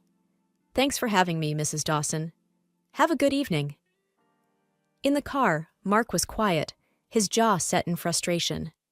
I reached over, squeezing his hand. Hey, it's okay. We knew it wasn't going to be easy. He sighed, glancing at me. I just don't get it. They're not usually like this. It's like they've made up their mind about you without even trying to know you. I shrugged. Some people have their ideas about how things should be. It's hard to change that. Mark looked determined. Well, I'm not giving up. They'll have to accept you, Rose. You're the one I want to be with. His words were comforting, but a part of me wondered if we were fighting a losing battle. It felt like every attempt to bridge the gap with his parents only widened it further. As we drove home in silence, I couldn't help but feel a growing sense of unease about what lay ahead for us. Despite Mark's reassurances, I felt like an outsider, unwelcome and constantly judged. Things came to a head during a Sunday dinner at his parents' house, a dinner that would become the most heated yet. We were barely through the appetizer when Linda began her usual line of questioning. So, Rose, Mark tells us you're still working at that library. Don't you aspire for something more substantial? I clenched my fork, trying to keep my tone even. I love my job, Mrs. Dawson. It's fulfilling, and I get to be surrounded by what I love. Books. But surely you must think about the future, she pressed, about being a suitable partner for Mark. Mark cut in, his voice firm. Mom, Rose is more than suitable. She's her own person with her own passions. That's one of the reasons I love her. George, who'd been quietly observing until now, joined in. Mark, we're just concerned. You come from a certain lifestyle, and well, Rose doesn't fit into that. I couldn't hold back any longer. Mr. Dawson, with all due respect, I don't need to fit into anything. I'm not a puzzle piece, I'm a person. Mark looked at me, then at his parents. Exactly. Rose isn't here to play a role. She's here because I love her. Linda's face was a mix of shock and disapproval. Love is fine and dandy, but it doesn't pay the bills, Mark. It doesn't uphold a certain standard. Mark's tone was getting sharper. A standard that I never asked for. I've told you, I'm not interested in maintaining an image just for the sake of appearances. The conversation escalated, voices raised in frustration. I felt trapped, caught in a crossfire of expectations and prejudices. Finally, Mark stood up, his chair scraping loudly against the floor. Enough. I can't do this anymore. We're leaving. I followed him, my heart pounding, as he said goodbye to his visibly shaken parents. Outside, the air was cool, a stark contrast to the heated atmosphere we'd just left. Mark was silent as he drove, his hands gripping the steering wheel tightly. Mark, I'm sorry, I said, my voice small. I didn't mean to cause a scene. He glanced at me, his expression softening. Rose, it's not your fault. I'm tired of trying to defend our relationship. It shouldn't be this hard. I nodded, feeling a mix of sadness and frustration. I know, but maybe this is for the best. We can't keep trying to please everyone. Mark sighed, a sound filled with weariness. You're right. I love you, Rose, and that's what matters, not their approval. Mark and I had decided to keep our distance from his parents for a while, but that plan was short-lived.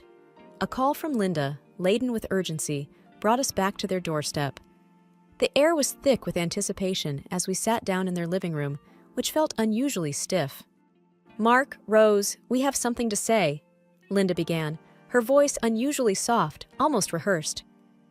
We've been thinking, George added, and we realize we may have been a bit harsh towards Rose. I raised an eyebrow, skeptical. Oh, What's brought on this change of heart?" It was Linda who answered, a hint of eagerness in her voice. "Well, we did a little digging, and we discovered Rose's background. Her father, Charles Harrington. What a revelation!" My stomach churned at her words. "And how exactly does my father's identity change anything?" George chimed in, his tone suddenly warm, almost overzealous. "It shows you're from a respectable family, Rose. We see now that you're not just after Mark's wealth." Mark's face darkened. "So her worth is tied to her family's wealth? Is that it?" Linda rushed to explain, her words tumbling out in a flurry. No, it's not like that. We just see that she's one of us." The hypocrisy of their words was staggering.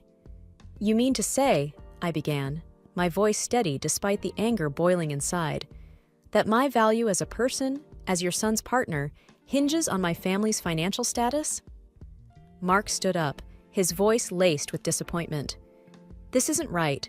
You judged her without knowing her, and now you're welcoming her with open arms because of her family name. That's hypocritical." Linda looked taken aback, her facade slipping. "But we're just trying to—" Mark cut her off. "It's clear now. Rose's identity, her character, none of that mattered to you until you found out about her father." The room fell into a heavy, uncomfortable silence. Linda and George seemed to shrink back, their earlier warmth replaced by a dawning realization of their shallow judgment. As we got up to leave, Linda's voice was a desperate whisper. "Please, Rose, Mark, can't we start over?" But it was too late. The charade of their sudden kindness only served to highlight the stark contrast with their previous disdain. As we walked out, I felt a strange mix of victory and sadness. Their acceptance, now offered so freely, felt hollow and insincere. In the car, Mark's grip on the steering wheel betrayed his frustration. "I'm so sorry, Rose. I never wanted you to go through this." I smiled weakly, looking out the window. "It's okay, Mark. It's not your fault. We saw their true colors, and that's enough for us to move forward, together." Driving away, the image of Linda and George's forced smiles and feigned warmth lingered in my mind. Their hypocrisy had drawn a clear line, one that Mark and I were unwilling to cross. In the aftermath of our last visit to Mark's parents, the air around us felt different, lighter, yet filled with a sense of resolution. We were sitting on our favorite bench in the park, a place that had become our haven for honest conversations and quiet reflection. Mark broke the silence. "I've been thinking, Rose. About us, my parents, everything." I nodded. "Yeah, me too. It's been a lot to process." He took my hand, his gaze earnest. "I know we can't change how they feel or what they think, but I don't want to lose what we have because of them." I squeezed his hand, feeling a surge of affection. "I don't want that either. We've got something special, Mark. Your parents' opinions don't define us." He smiled, that warm, comforting smile I had fallen in love with. "Exactly. So, I was thinking, why don't we start planning our future? Just the two of us, the way we want it." The idea brought a smile to my face. "I like that. No outside pressures, no trying to fit into anyone's mold, just us, making our own path." Mark's eyes lit up. "Exactly. We could travel, see the world, maybe even enter a few international poker tournaments together?" I laughed, the sound echoing in the open space. "That sounds perfect. But let's not forget the simple things too. Burgers at our favorite joint, lazy Sundays on this very bench." He leaned in, kissing me gently. "Wouldn't have it any other way." As we sat there, making plans and dreaming of our future, I realized how far we'd come. We'd faced judgment, hypocrisy, and pressure, but we'd come out stronger for it. Our love wasn't just about the big, grand gestures. It was in the everyday moments, the small acts of understanding and acceptance. "I have to say, though," Mark said, a mischievous glint in his eye, "our wedding is going to be quite the event. How do you feel about a library-themed wedding?" I burst out laughing. "A wedding surrounded by books? You really do get me, Mark Dawson." I've always wondered what it feels like to be truly loved by your mother. Don't get me wrong, I had a mother who provided for my physical needs and made sure I excelled in school. But emotional warmth? That was reserved exclusively for my younger sister, Rachel. Our family seemed perfect on paper. Dad worked as a senior executive at a consulting firm, Mom managed our beautiful suburban home, and Rachel and I attended the best private school in the district. But it was much more complicated than it seemed at first glance. "Olivia, your math test results are excellent," Mom would say with a cursory glance at my report card, before turning her attention to Rachel's latest finger painting. "Oh, sweetie, look at these colors. You're such a talented artist." I still remember the way she'd spend hours in Rachel's room, helping her arrange her art supplies or listening to her practice singing. Meanwhile, my achievements, straight A's, debate team victories, science fair medals, were acknowledged with nothing more than a distracted nod. Dad was different. James Preston loved both his daughters equally, but his constant business trips and late nights at the office meant we rarely saw him. When he was home, he'd try to make up for lost time. "How's my little lawyer doing?" he'd ask, ruffling my hair as I pored over my homework.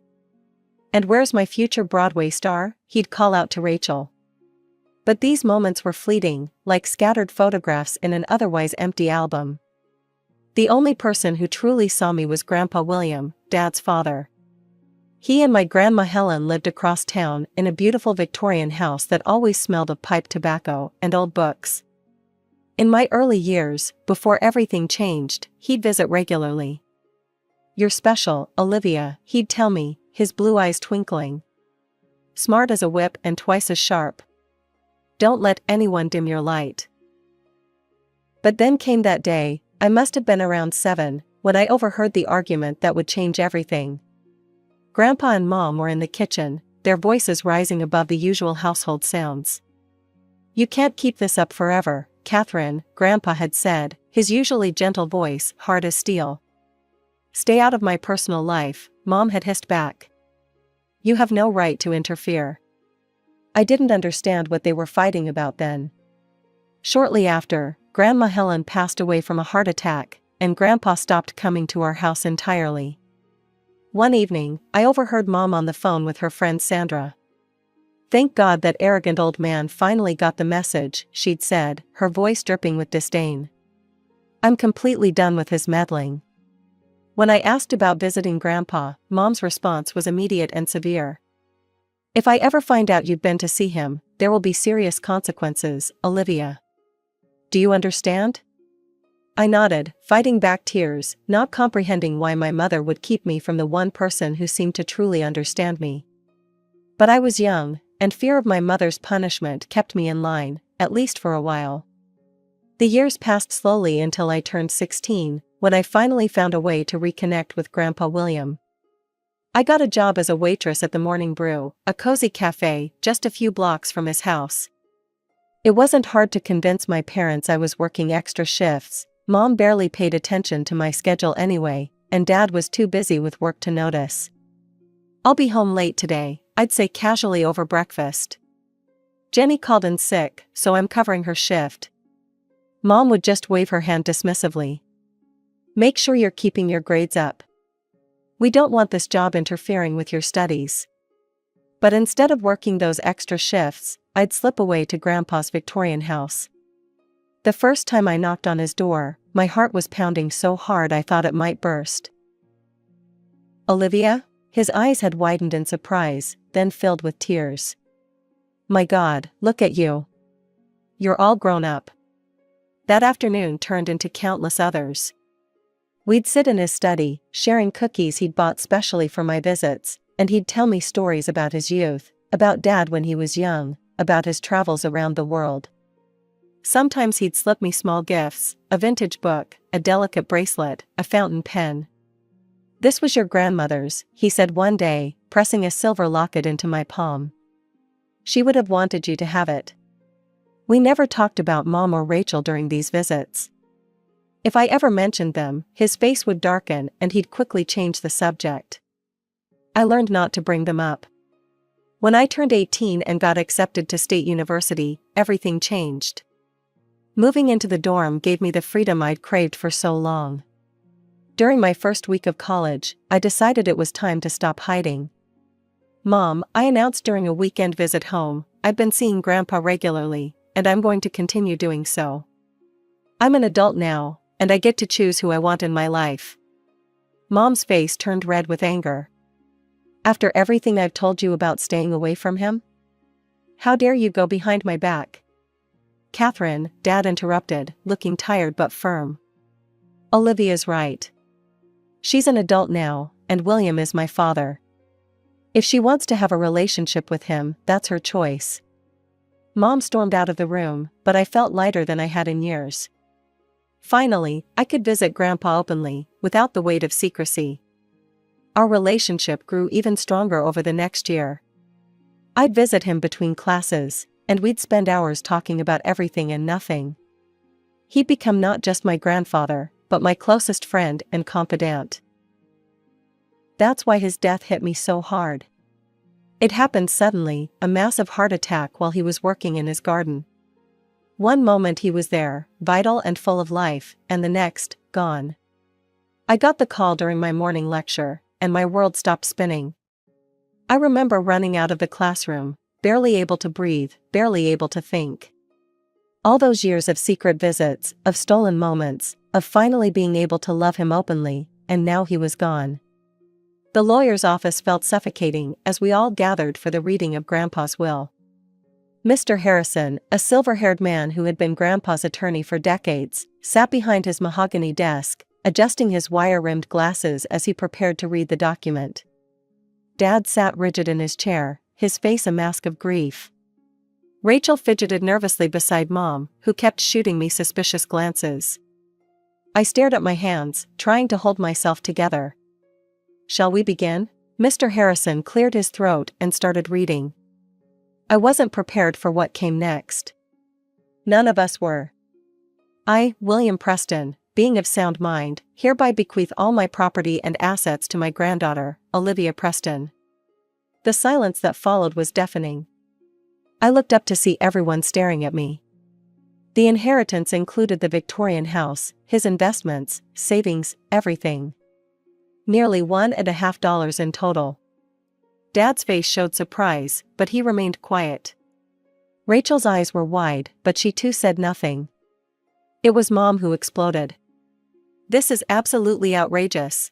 She shot up from her chair, her face contorted with rage. How dare he leave everything to her? What about Rachel? What about James? This is completely unfair. Catherine, please. Dad tried to calm her, but she was beyond reason. No, she whirled to face me. You have to share this with your sister. Half of it should go to Rachel, it's only fair. You can't possibly keep all of this for yourself. I sat there, overwhelmed. Of course I cared about Rachel, but this was Grandpa's decision, his last wish. Mom, Don't you mom me, she snarled. You manipulated him, didn't you? All those secret visits over the years, you turned him against us. Mrs. Preston, Mr. Harrison intervened, the will is legally binding. Your father-in-law was very clear about his wishes. The rest of the meeting passed in a blur of legal terms and paperwork. Mom continued to fume, while Dad and Rachel remained silent, though I could see the hurt in their eyes. The next morning, I returned to Mr. Harrison's office alone. I needed to understand more about the will, about possible ways to handle this situation that wouldn't tear my family apart.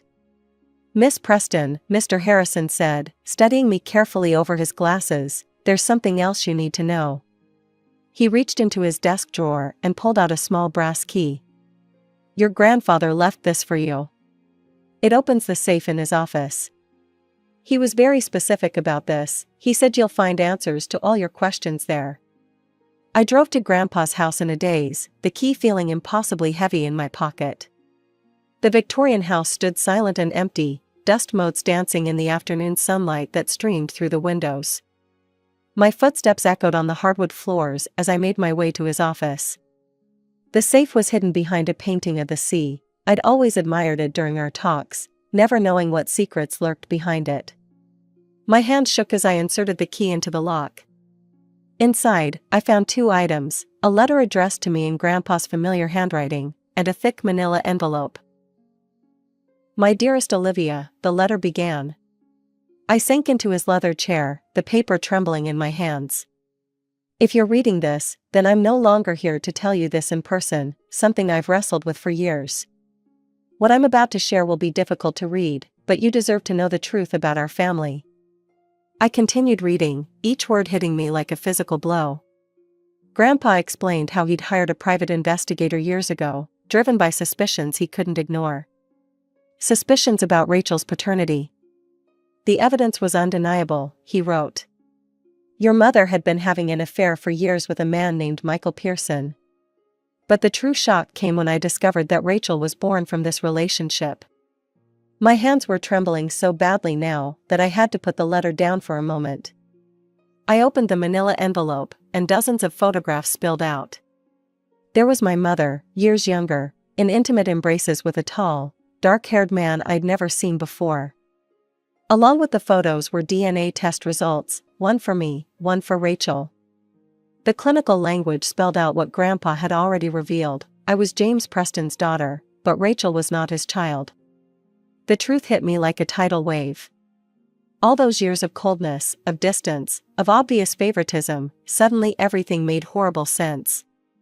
Mom couldn't love me because I was the daughter of a man she didn't love. Rachel was her precious child because she was born from her affair with the man she did love. Memories flooded back, Mom's constant criticism of me, her endless praise of Rachel, the way she'd light up when Rachel entered a room while barely acknowledging my presence. It wasn't just favoritism, it was the physical reminder of two very different loves. As I continued reading Grandpa's letter, the full scope of our family tragedy unfolded before my eyes. The argument I'd witnessed as a child suddenly made painful sense. Your mother blackmailed me that day, Grandpa wrote. She said that if I told James about her affair and Rachel's true parentage, it would destroy him. She begged me to keep quiet, saying she'd ended the relationship with Michael and wanted to preserve her marriage. My hands trembled as I read about how Grandpa had decided to remain silent, not for my mother's sake, but to protect his son and grandchildren from a truth that would shatter their world. But the weight of this secret had claimed another victim. Your grandmother Helen, the letter continued, had always been sensitive to family matters, and her heart condition made her vulnerable. When she discovered Catherine's betrayal, the shock was too much for her. She died of a heart attack that same night. This is something I could never forgive your mother for. Tears blurred my vision as I read about Grandma's death. I remembered her warm smile, her gentle hands, the way she'd brush my hair while humming old lullabies. Her death had always seemed sudden, but now I understood the tragic truth behind it. My dearest Olivia, Grandpa's letter went on, I'm leaving you my entire fortune not only because I love you deeply, but because you are truly my own blood. You are James's daughter, a true Preston, and I know you will handle this inheritance with wisdom and grace. However, I want you to know that you have complete freedom to share this money as you see fit. My only wish is that you use this truth to bring justice to our family, in whatever way you deem right. The letter ended with a final apology for burdening me with such a heavy truth, but I knew there was no turning back now. After a sleepless night spent processing everything I'd learned, I made my decision. The following Saturday, I drove to my parents' house, the envelope of evidence tucked securely in my bag. Mom answered the door with her usual cold demeanor, but this time it didn't hurt like it used to. Now I understood why she'd never been able to love me properly. We need to talk, I said firmly, following her into the living room where I'd spent so many years trying to win her approval. There's nothing to talk about, she snapped. You need to share the inheritance with Rachel, or I'll take legal action. You can't keep all of it for yourself. I took a deep breath. I know everything, Mom. About Rachel's real father. About your affair with Michael Pearson. About how Grandma died. The color drained from her face, but she quickly recovered. What ridiculous nonsense are you talking about? Grandpa hired a private investigator, I continued, my voice steady, despite my racing heart. I have the photos, the DNA tests, everything. And I'm willing to share the inheritance with Rachel, but on one condition, you need to tell Dad and Rachel the truth. Mom's face contorted with rage. How dare you try to blackmail me? Do you think I'd risk losing my marriage and my relationship with Rachel just because you're threatening me? Go ahead, try to destroy me. I'll make sure everyone knows what a greedy, manipulative person you really are. Nobody will believe you anyway. They'll believe the DNA tests, I said quietly. Get out of my house, she screamed. And don't think for a moment that I won't fight back. I'll destroy your reputation before you can destroy my life. That evening, as I sat in my dorm room trying to process our confrontation, my phone started buzzing with notifications. When I opened Facebook, my heart dropped. Mom had posted a lengthy status update about me, and it was already gathering attention. I never thought I'd have to write this, her post began, but I need to warn everyone about the cruel and manipulative behavior of my own daughter. Olivia has shown her true colors by turning my father-in-law against our entire family in his final years, manipulating him into leaving her everything in his will. She's refusing to share anything with her innocent sister, showing just how greedy and heartless she's become. The post went on, painting me as a master manipulator who had somehow brainwashed Grandpa. She secretly visited him for years, poisoning his mind against us, all for money. Now she's trying to tear our family apart with ridiculous accusations and lies. This is not the daughter we raised. My hands shook as I scrolled through the comments. Aunt Sarah, I always knew there was something off about that girl. Uncle Robert, disgusting behavior, you and James raised her better than this. My cousin Jennifer, money really does show people's true colors. Even my mother's best friend Sandra chimed in, she's always been a difficult child, Catherine. Now everyone can see what you've had to deal with. The shares kept multiplying.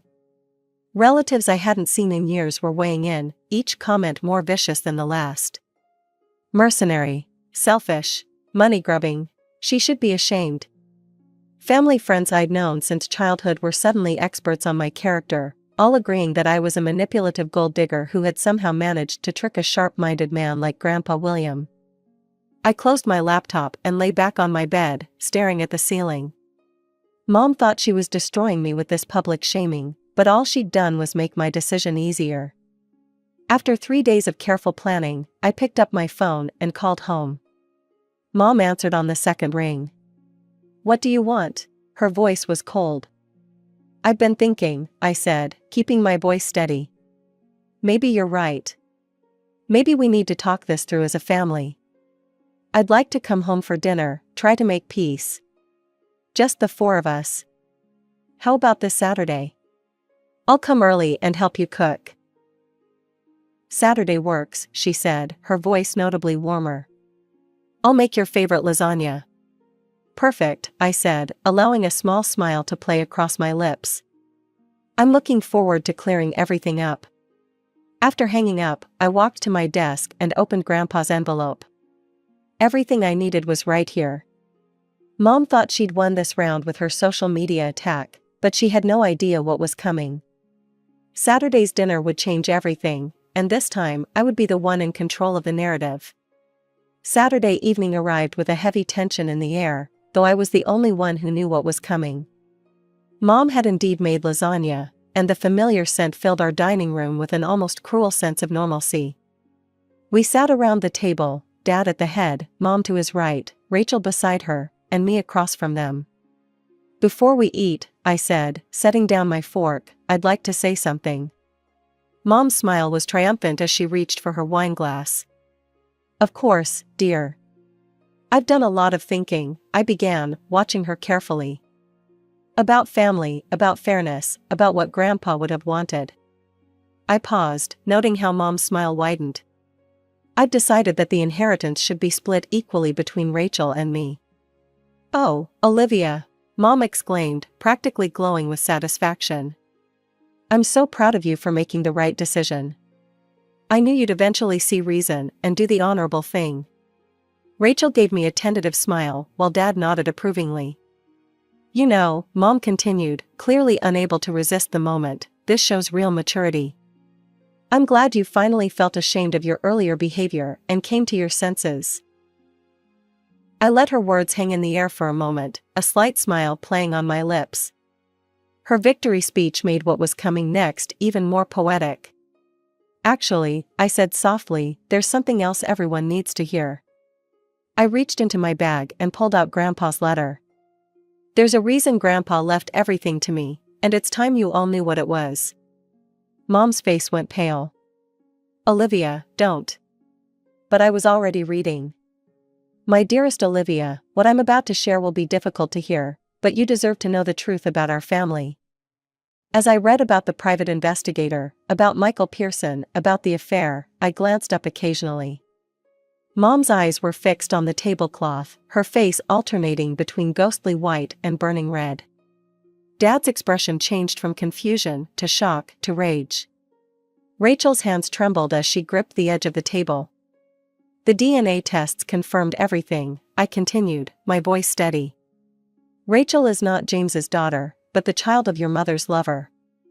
This is absurd. Mom tried to interject, but her voice quavered. I have proof, I said, pulling out the envelope. Photos of you with Michael Pearson. DNA test results. Dad snatched the envelope from my hands, his fingers shaking as he pulled out the contents. The photos spilled across the table, Mom in the arms of a dark-haired man, kissing him, walking with him, dozens of stolen moments captured by the investigator's camera. The DNA results followed, their clinical language confirming everything. How could you? Dad's voice was barely controlled fury. All these years, all these lies.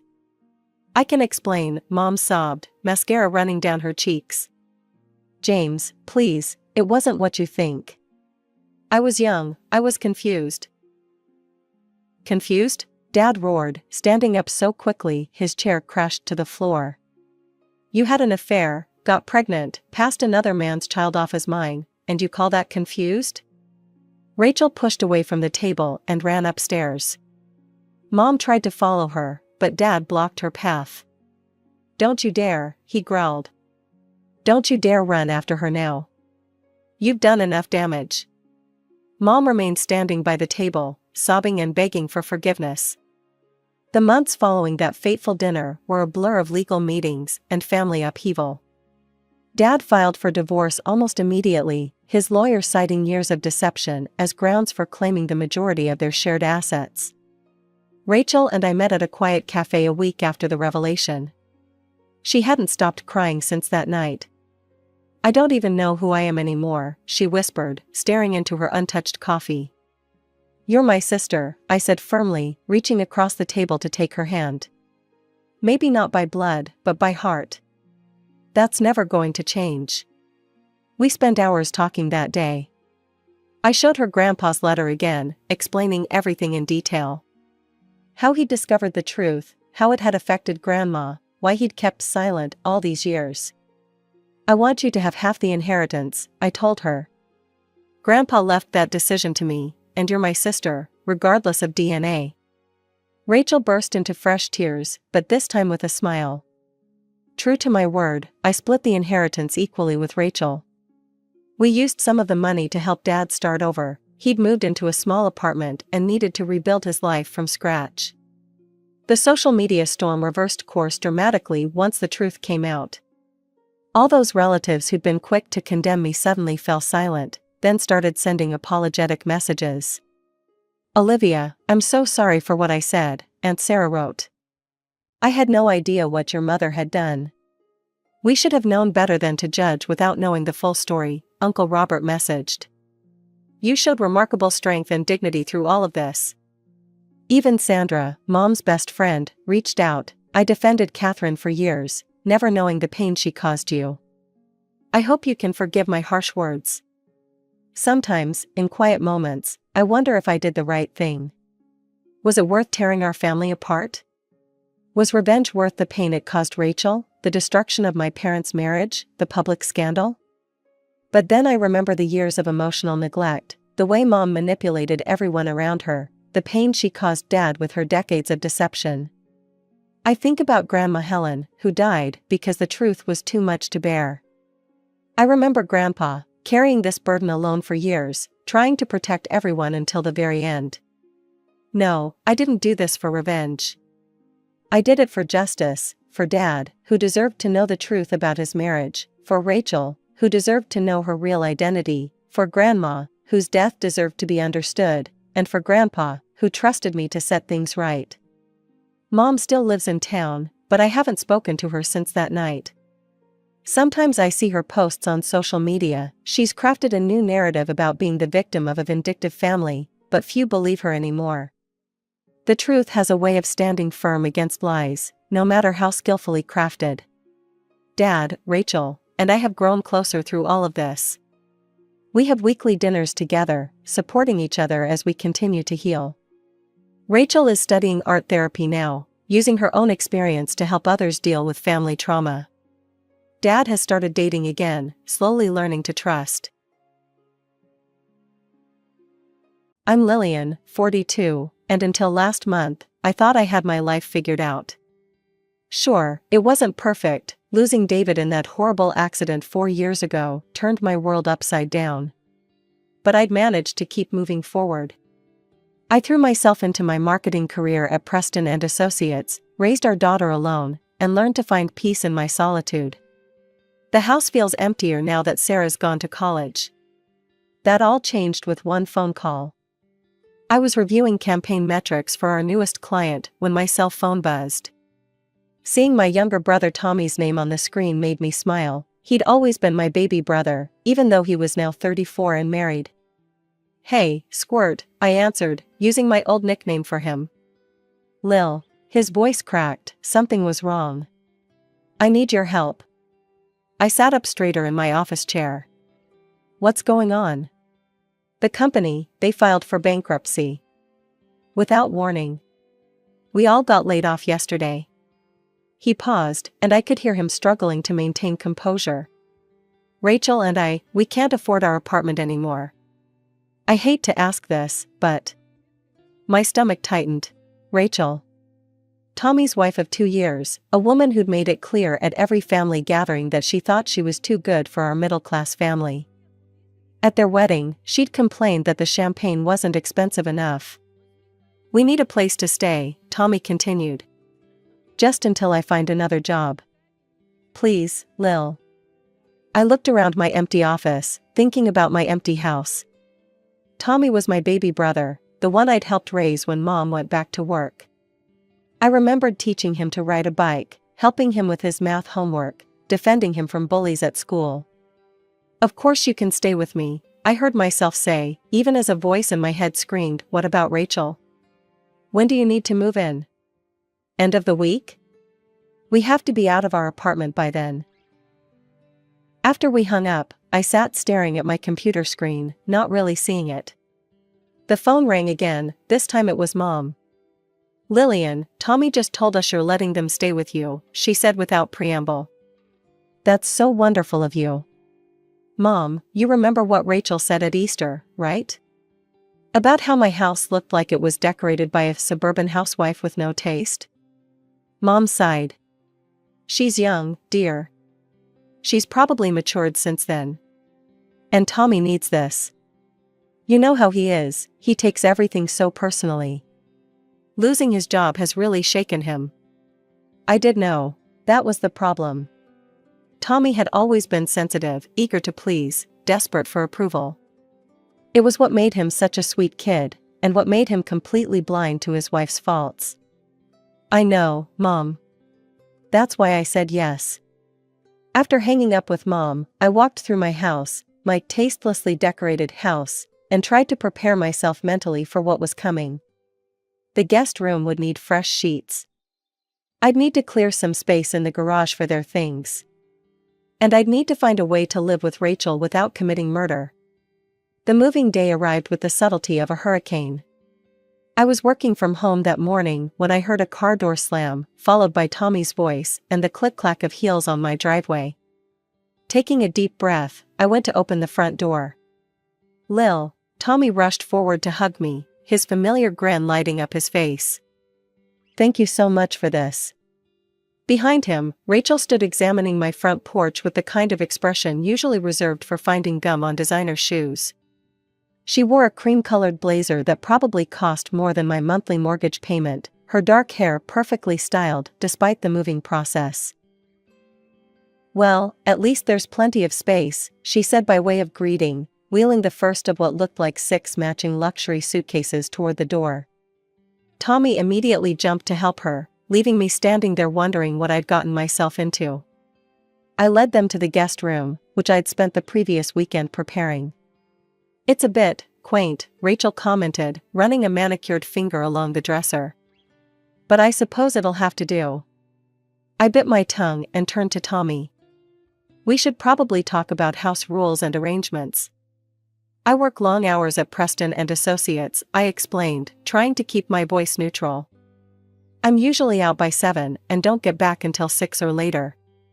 I won't be able to cook or clean for you guys during the week." Rachel's head snapped up. "Cook? Clean?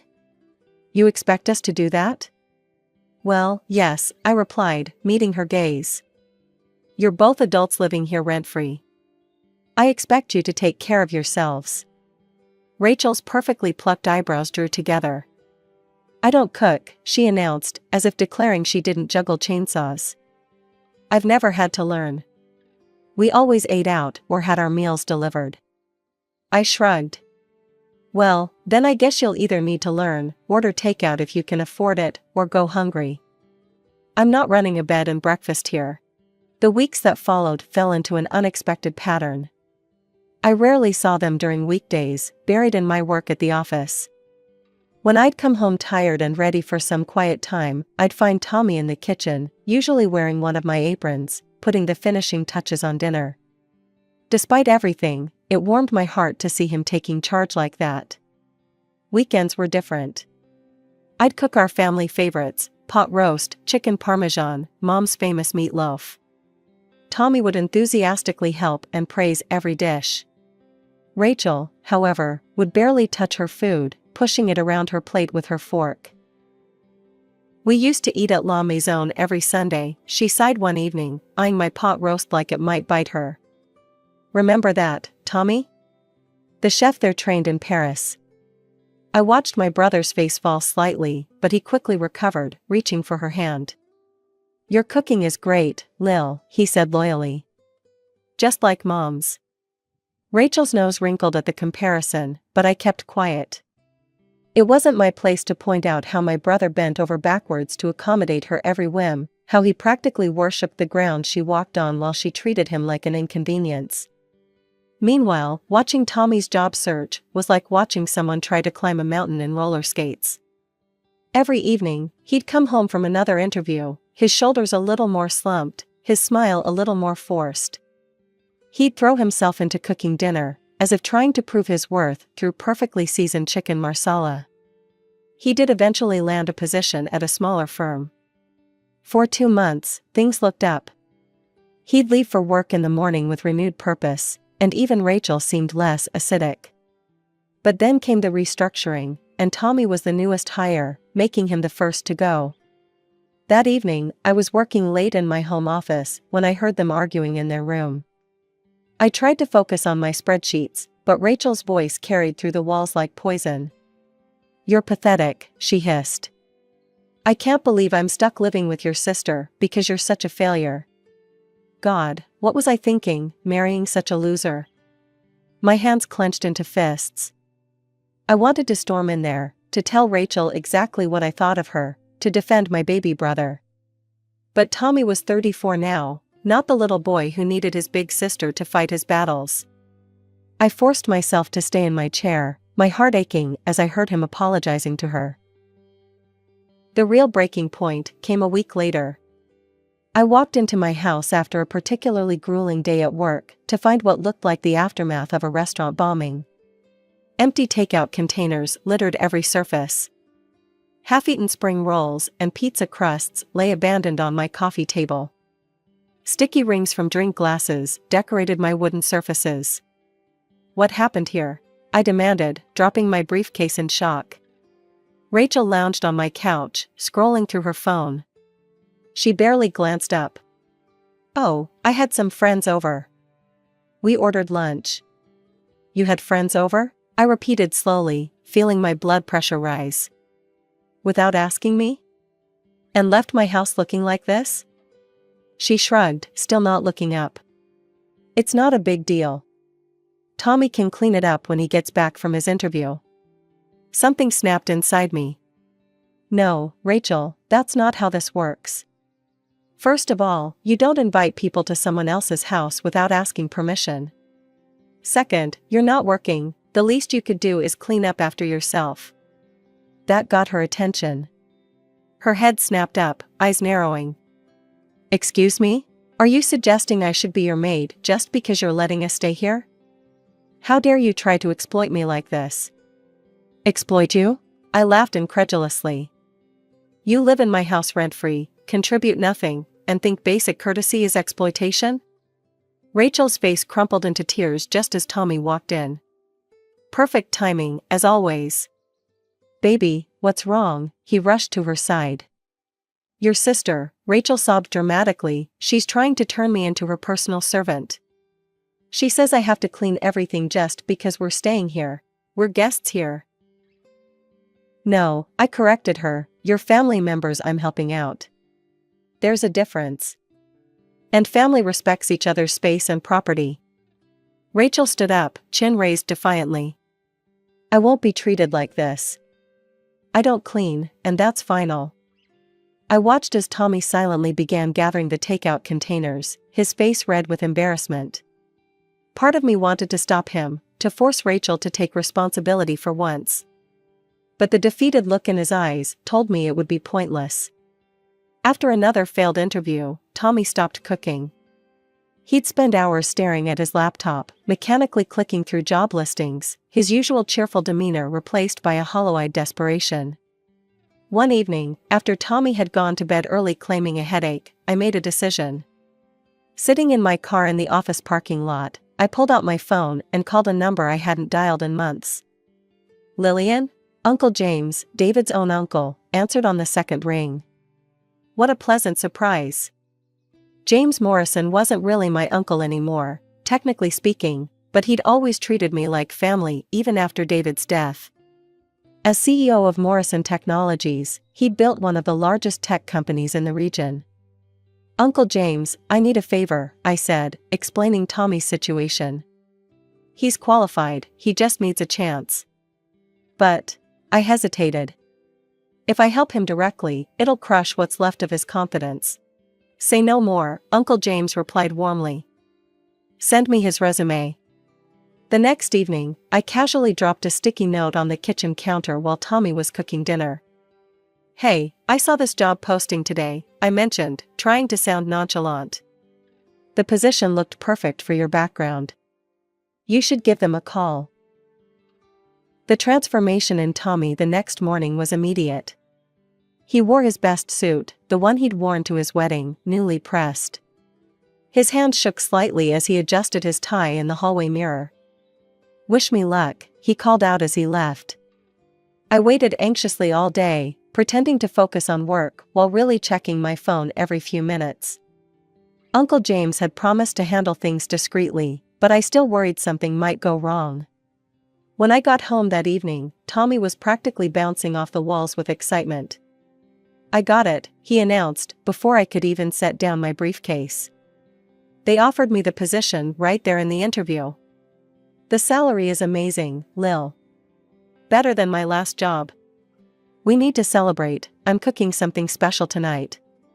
As Tommy busied himself in the kitchen preparing his signature ribeye steak, Rachel sat down at the dining table, giving me a cold look. You know, Lillian, she said, her voice sharp enough to cut glass, you could have actually helped your brother find a job all these months. With all your connections in marketing, you could have found him something decent.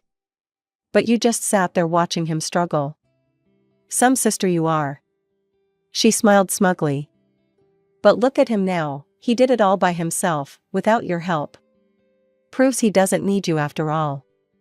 I kept my face neutral as I helped Tommy set the table, letting her words roll off me. If she only knew the truth. The day Tommy and Rachel moved out was surprisingly calm. 3 months of steady paychecks had allowed them to put down a deposit on a nice apartment across town. I helped Tommy load their boxes into the moving truck, while Rachel supervised from the sidelines, tapping away on her phone. "Thanks for everything, Lil," Tommy said, hugging me awkwardly in the driveway. Rachel was already in their car, engine running, manicured fingers drumming impatiently on the steering wheel. "Anytime, little brother," I replied, watching as he climbed into the passenger seat. Rachel pulled away without so much as a backward glance or wave goodbye. Life settled back into its familiar rhythms. The house felt emptier again, but peaceful. No more passive-aggressive comments over dinner, no more mess to clean up after Rachel's friends. I threw myself into work and weekly video calls with Sarah, who was flourishing in her final year of college.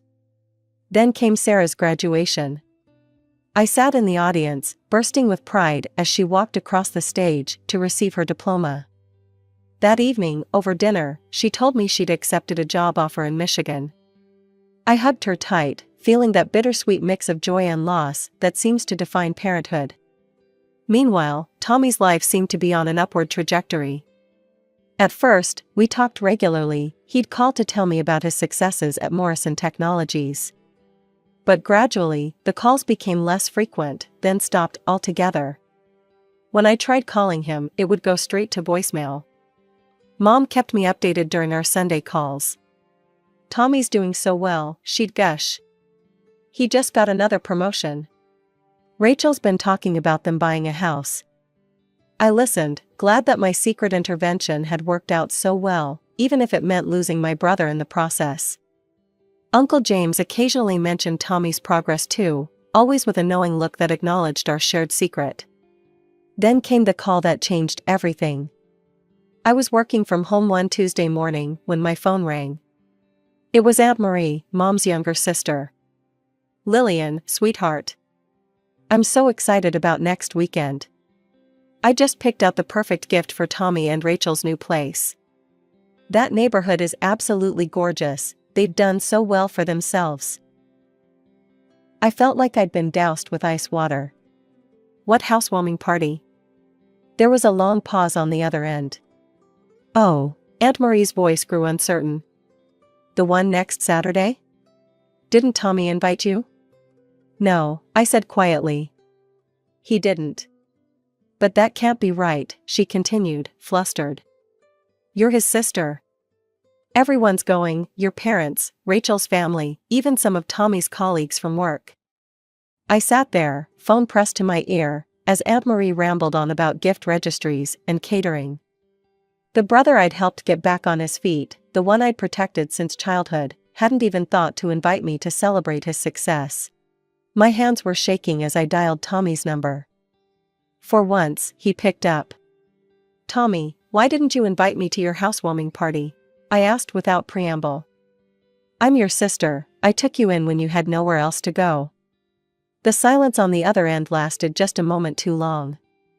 When Tommy spoke, his voice was different, cold, distant, like a stranger's.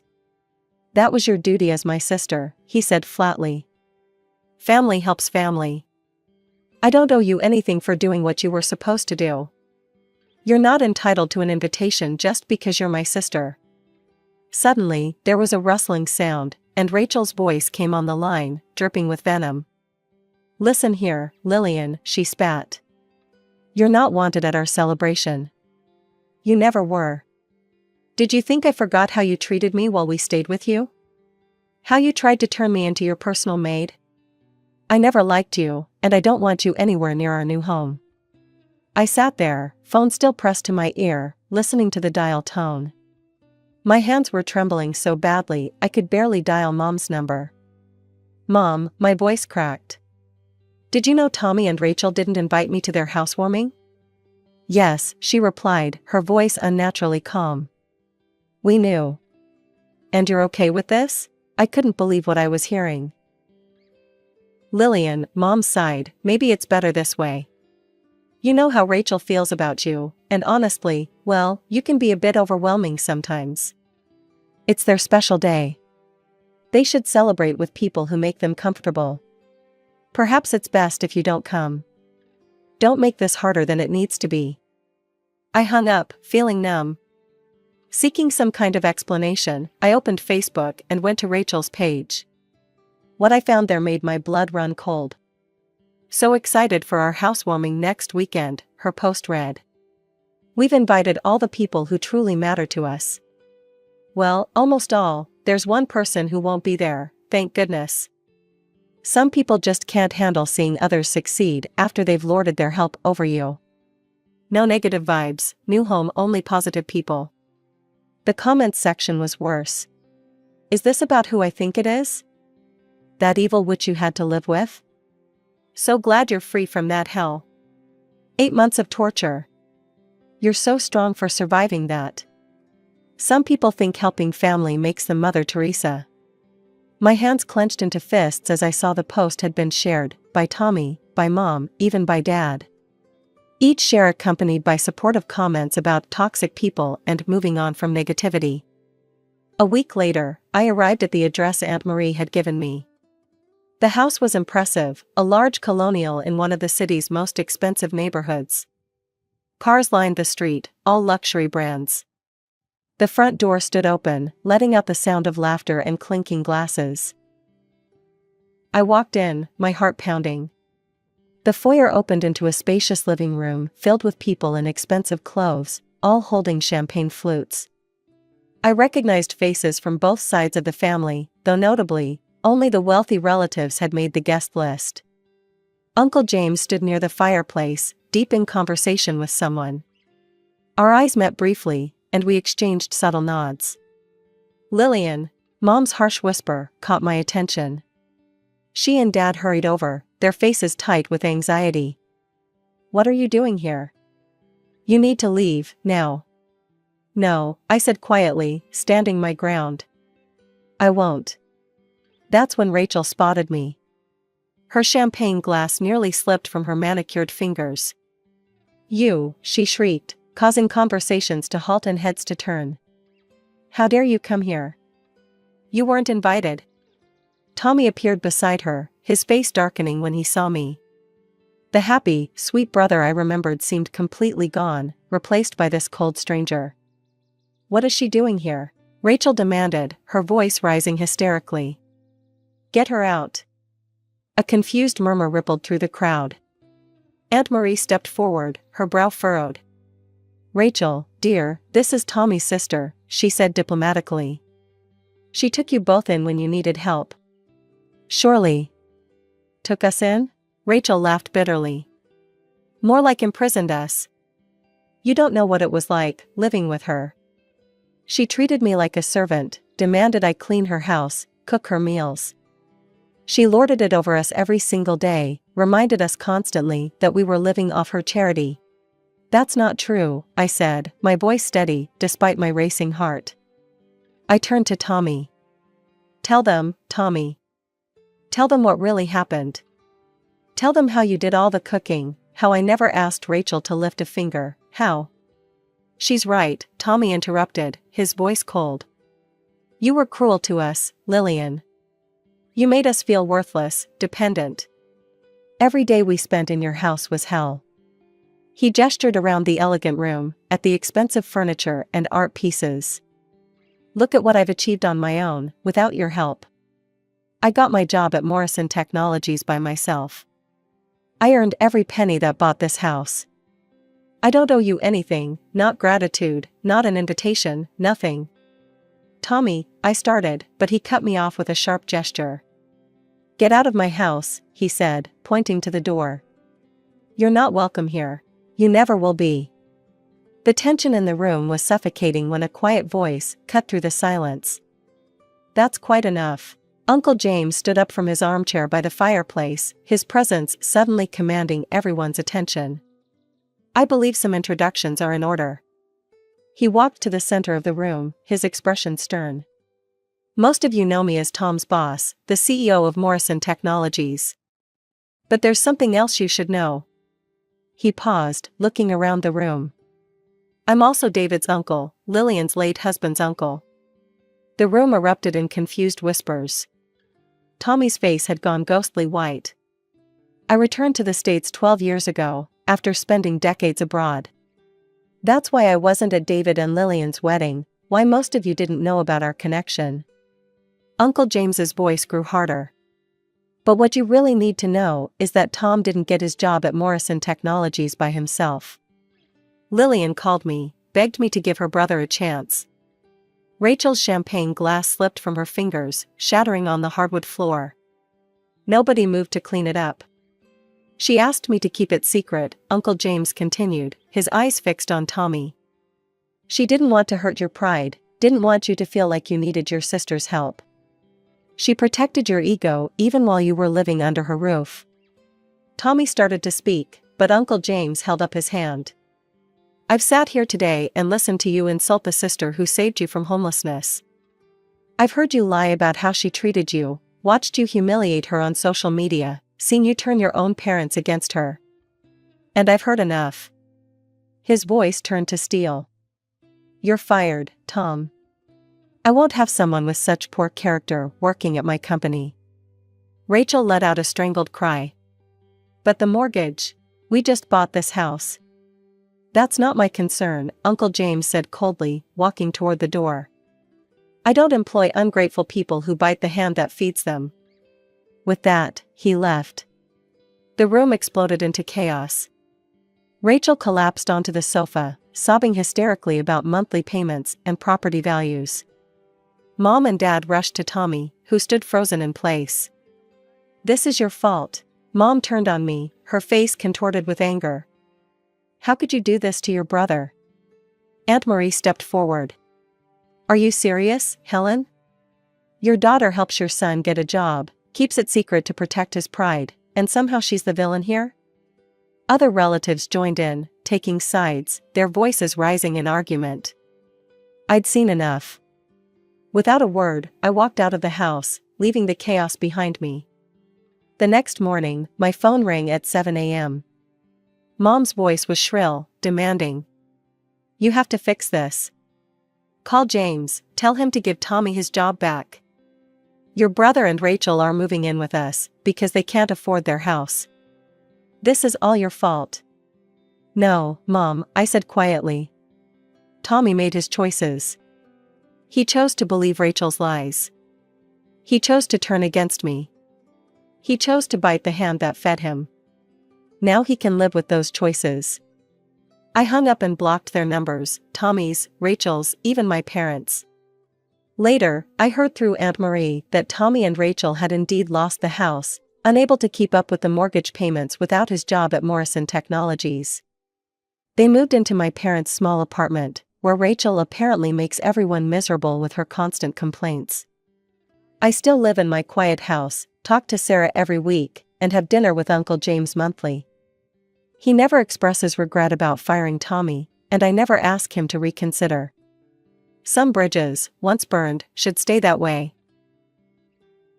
My life was pretty straightforward until that evening. I'm Lucy, a 29-year-old web designer, living in a cozy house, the one I grew up in. My husband, Mark, is an engineer at a local factory. He's a big guy, always buried in his gadgets, coming home to either play on the computer or scroll endlessly on his phone. That evening, I was tapping away on my laptop, trying to wrap up a project, when Mark walked in, looking more serious than usual. He slumped down next to me, causing the couch to creak under his weight. Lucy, we need to talk, he said, running his hands through his hair. I paused, sensing the weight of his words. It's about my grandma, Eleanor. She's not doing well, and I want to bring her here to live with us. I stared at him, my mind racing. Here? In our house? I asked, my voice tinged with disbelief. Yes, here. She's got senile dementia, Lucy. She needs family around her, he insisted, his brow furrowed. I remembered Eleanor from our wedding, a lively woman, her laughter filling the room. The image didn't fit the frail, ailing grandmother Mark was describing. Mark, you know our house isn't big. And we both work full-time. How are we supposed to care for her? I questioned, my tone rising. We'll figure it out, Lucy. She's my grandma. We can't just leave her, he shot back, his voice firm. The room filled with a tense silence. I looked at him, his eyes pleading. I sighed, feeling the weight of the situation descend upon me. And what about her house, her stuff? I probed, trying to understand the full picture. She can't live alone anymore, Lucy. And about her stuff, well, that's the thing. She's got a will. If we put her in a nursing home, we lose everything. She's wealthy, you know that. It's all because of her late husband, he explained, his voice softening. I shook my head, feeling trapped. So, it's about the money too? I accused, the words bitter in my mouth. It's not like that. It's just, we have to think about everything, Lucy. It's complicated, he defended, his face flushed. I stood up, pacing the room. We should discuss this together, Mark. It's not just your decision. This is my house too, remember? He nodded, looking up at me with those big, tired eyes. I know. Let's sit down and figure this out, okay? But just know, she's family, Lucy. We can't turn our backs on her. As I sat back down, the weight of the decision pressed down on me. The idea of caring for an elderly relative was daunting, and the thought of our lives turning upside down was overwhelming. The night stretched on as we discussed, argued, and planned. But one thing was clear, like it or not, Eleanor's arrival was going to change everything. And this was just the beginning. The next morning, after a restless night, I was sipping my coffee when Mark brought in a stack of papers. The top sheet was a legal document, Eleanor's will. He sat down across from me, the morning light casting shadows on his worried face. Lucy, look at this, he said, tapping the paper. This is the will. Everything's there, the house, the money, all of it. She was clear. No nursing homes, or it all goes to charity. I took the document, my eyes scanning the formal language. It was all there in black and white. Eleanor had been explicit. I felt a twinge of respect for her determination, even as it complicated our lives. And what about her care? I asked, setting the paper down. How do we manage that and work at the same time? Mark ran his fingers through his hair, a sign of his frustration. We can hire someone, maybe a nurse or a caretaker. And who's going to pay for that, huh? I snapped, the reality of the situation sinking in. We aren't exactly rolling in dough, Mark. He sighed, leaning back in his chair. We'll use some of the inheritance money. It's what she would have wanted, right? To make sure she's taken care of? I folded my arms, skeptical. Seems convenient. Use her own money to make sure we get the rest of it. It's not like that, Lucy, he retorted, his voice rising. This is about family, about doing the right thing. I looked away, the bitterness swelling in my throat. Right, the right thing. And when did we decide that her living with us was the right thing? He stood up, his chair scraping against the floor. When I realized she had no one else, Lucy. My sister's got her hands full, and my parents are too old to deal with this. I stood too, my own anger flaring. And what about me, Mark? What about my work, my life? Do I just put everything on hold for this? He paused. I know it's a lot to ask, Lucy. But we're in this together, aren't we? I let out a long sigh, the fight draining out of me. Together, I echoed, though the word felt heavy on my tongue. We spent the rest of the day making calls, arranging for assessments and care consultations. The reality of our decision was setting in, each phone call a reminder of the commitment we were about to undertake. By evening, we had a plan, albeit a shaky one. A nurse would come in during the day, and we'd take turns caring for Eleanor at night. The costs would be covered by the inheritance, at least for now. The day Mrs. Eleanor arrived is etched into my memory with stark clarity. The van rolled up, and there she was, frail and disoriented in her wheelchair. Mark's sister and parents were there too, all hands to help with the move. But as soon as Eleanor was settled in, they vanished, leaving me staring at the back of their departing car, the weight of responsibility heavy in my chest. Mark seemed oblivious to my growing panic, casually handing me a list of Eleanor's needs and schedules as if I were a hired nurse. You work from home, Lucy, you can manage this better, he said, not meeting my eyes. I was flabbergasted. Manage this? Mark, I'm a web designer, not a caretaker. And what about you? She's your grandmother, He shrugged, the conversation clearly over for him. I've got to keep working, we need the money, especially now. You know how important this inheritance is. That was it for him, the inheritance. It felt like a slap in the face, his priorities laid bare. The first few days were a whirlwind of medication schedules, doctor's visits, and constant vigilance. Mrs. Eleanor, lost in the throes of her dementia, was a handful. She'd refuse to eat, try to wander off, or become suddenly aggressive. I was out of my depth, and the hired nurses weren't faring much better. Each nurse we hired left within days, citing the demanding nature of the job. She needs professional care, not just a babysitter, one commented on her way out. Their words echoed in my mind, but Mark dismissed them. They're just not trying hard enough. You can handle it, Lucy. As the burden grew, so did the tension between Mark and me. One particularly rough day, after Eleanor had a terrible episode, I confronted him. I can't do this alone, Mark. It's your grandmother. You need to help. He was unyielding, his eyes cold. I'm working, Lucy. And if you can't handle it, maybe you shouldn't work. Look, it's either you take care of her, or we consider other options. I was stunned. Other options? Like what, Mark? A divorce? The word hung between us, heavy and foreboding. He didn't back down. If that's what it takes. We need this money, Lucy. You know that.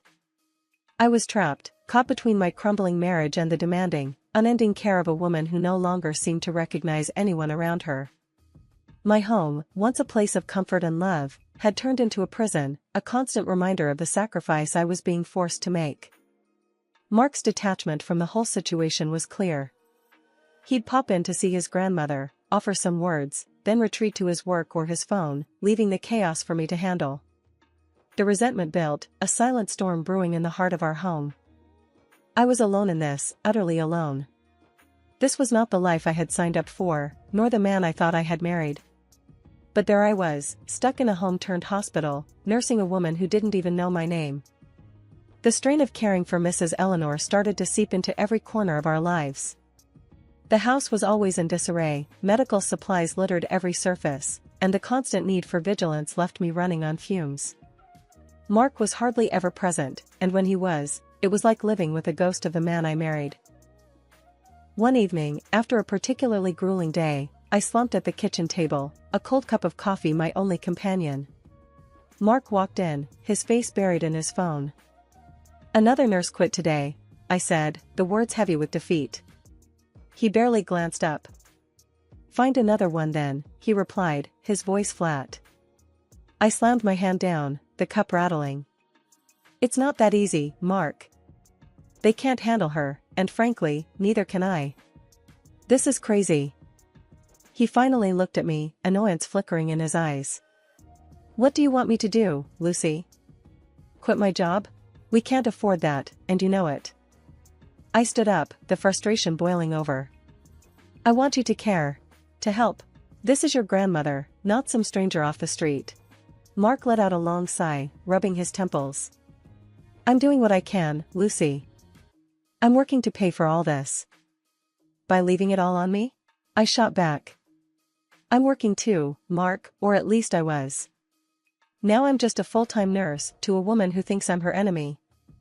The silence that followed was tense, each of us stewing in our own resentment. I need a break, Mark. Even a day. Something to feel like myself again, I pleaded, my voice cracking with exhaustion. He shrugged, a gesture that stung more than any words. Take a day then. I'll stay with her this weekend. But when the weekend came, his promise fell flat. Something came up at work. I can't, he said, avoiding my gaze. I felt a surge of anger, hot and bitter. Something always comes up. When will it be our turn, Mark? When do we matter? He didn't answer, just grabbed his keys and left, the door slamming shut behind him. I was left alone, again, with the daunting task of caring for Eleanor. That night, as I tried to coax Eleanor to sleep, her words were like daggers. You don't care about me. No one does, she mumbled, lost in her own world. The words echoed in my head, a cruel reflection of my own thoughts. I cared too much, and it was breaking me. Days turned into weeks, and the situation didn't improve. I was a shell of my former self, running on autopilot. My work suffered, my friendships faded, and my relationship with Mark was hanging by a thread. One evening, I broke down, tears streaming down my face as I sat on the bathroom floor.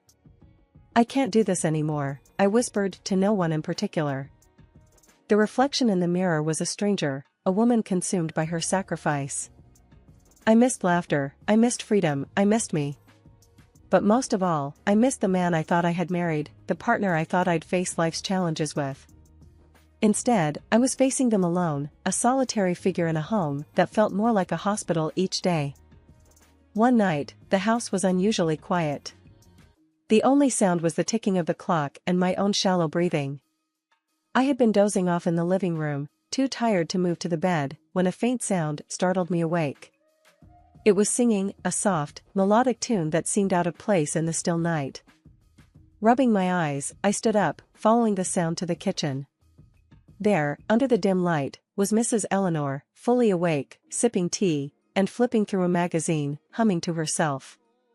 My mouth fell open in shock. "Mrs. Eleanor?" I stammered, my voice barely a whisper. She looked up, her eyes sharp and clear, not a hint of confusion. "Oh, Lucy, dear, did I wake you?" I fancied a bit of tea. I was dumbfounded. "But how are you?" She set the magazine down, a sly smile playing on her lips. "Oh, I suppose the cat's out of the bag now. Sit down, dear, let's chat." As I sat across from her, she began to explain. "I'm not as far gone as everyone thinks. A bit forgetful, yes, but not lost. I've been pretending, you see, to test the waters, to see who truly cares." I was astounded, my mind racing with questions. "But why? Why put us through all this?" She sighed, her smile fading. "When you're old and wealthy, dear, you become a target. Relatives come out of the woodwork, all sweet smiles and helping hands, but all they really want is a piece of the pie." I had to know who I could trust. I couldn't believe what I was hearing. All this time, the chaos, the stress, it was all a test?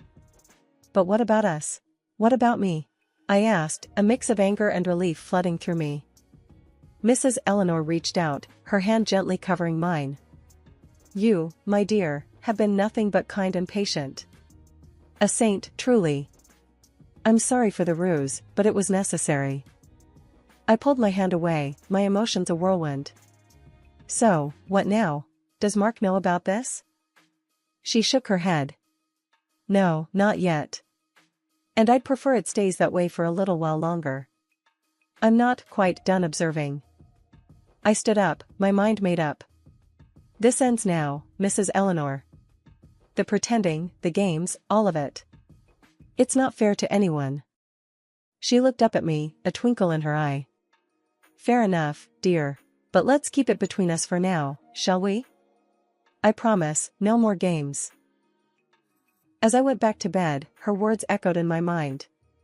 The revelation was both a relief and a new burden. I was free from the constant care, but now I was a keeper of a significant secret, one that could change everything. Life had settled into an uneasy routine. I was back to working full-time, while Mrs. Eleanor, very much aware and capable, whipped up the most amazing dishes for us. We'd laugh and chat, our relationship blossoming into something genuine and warm amidst the chaos. But that warmth was about to be tested.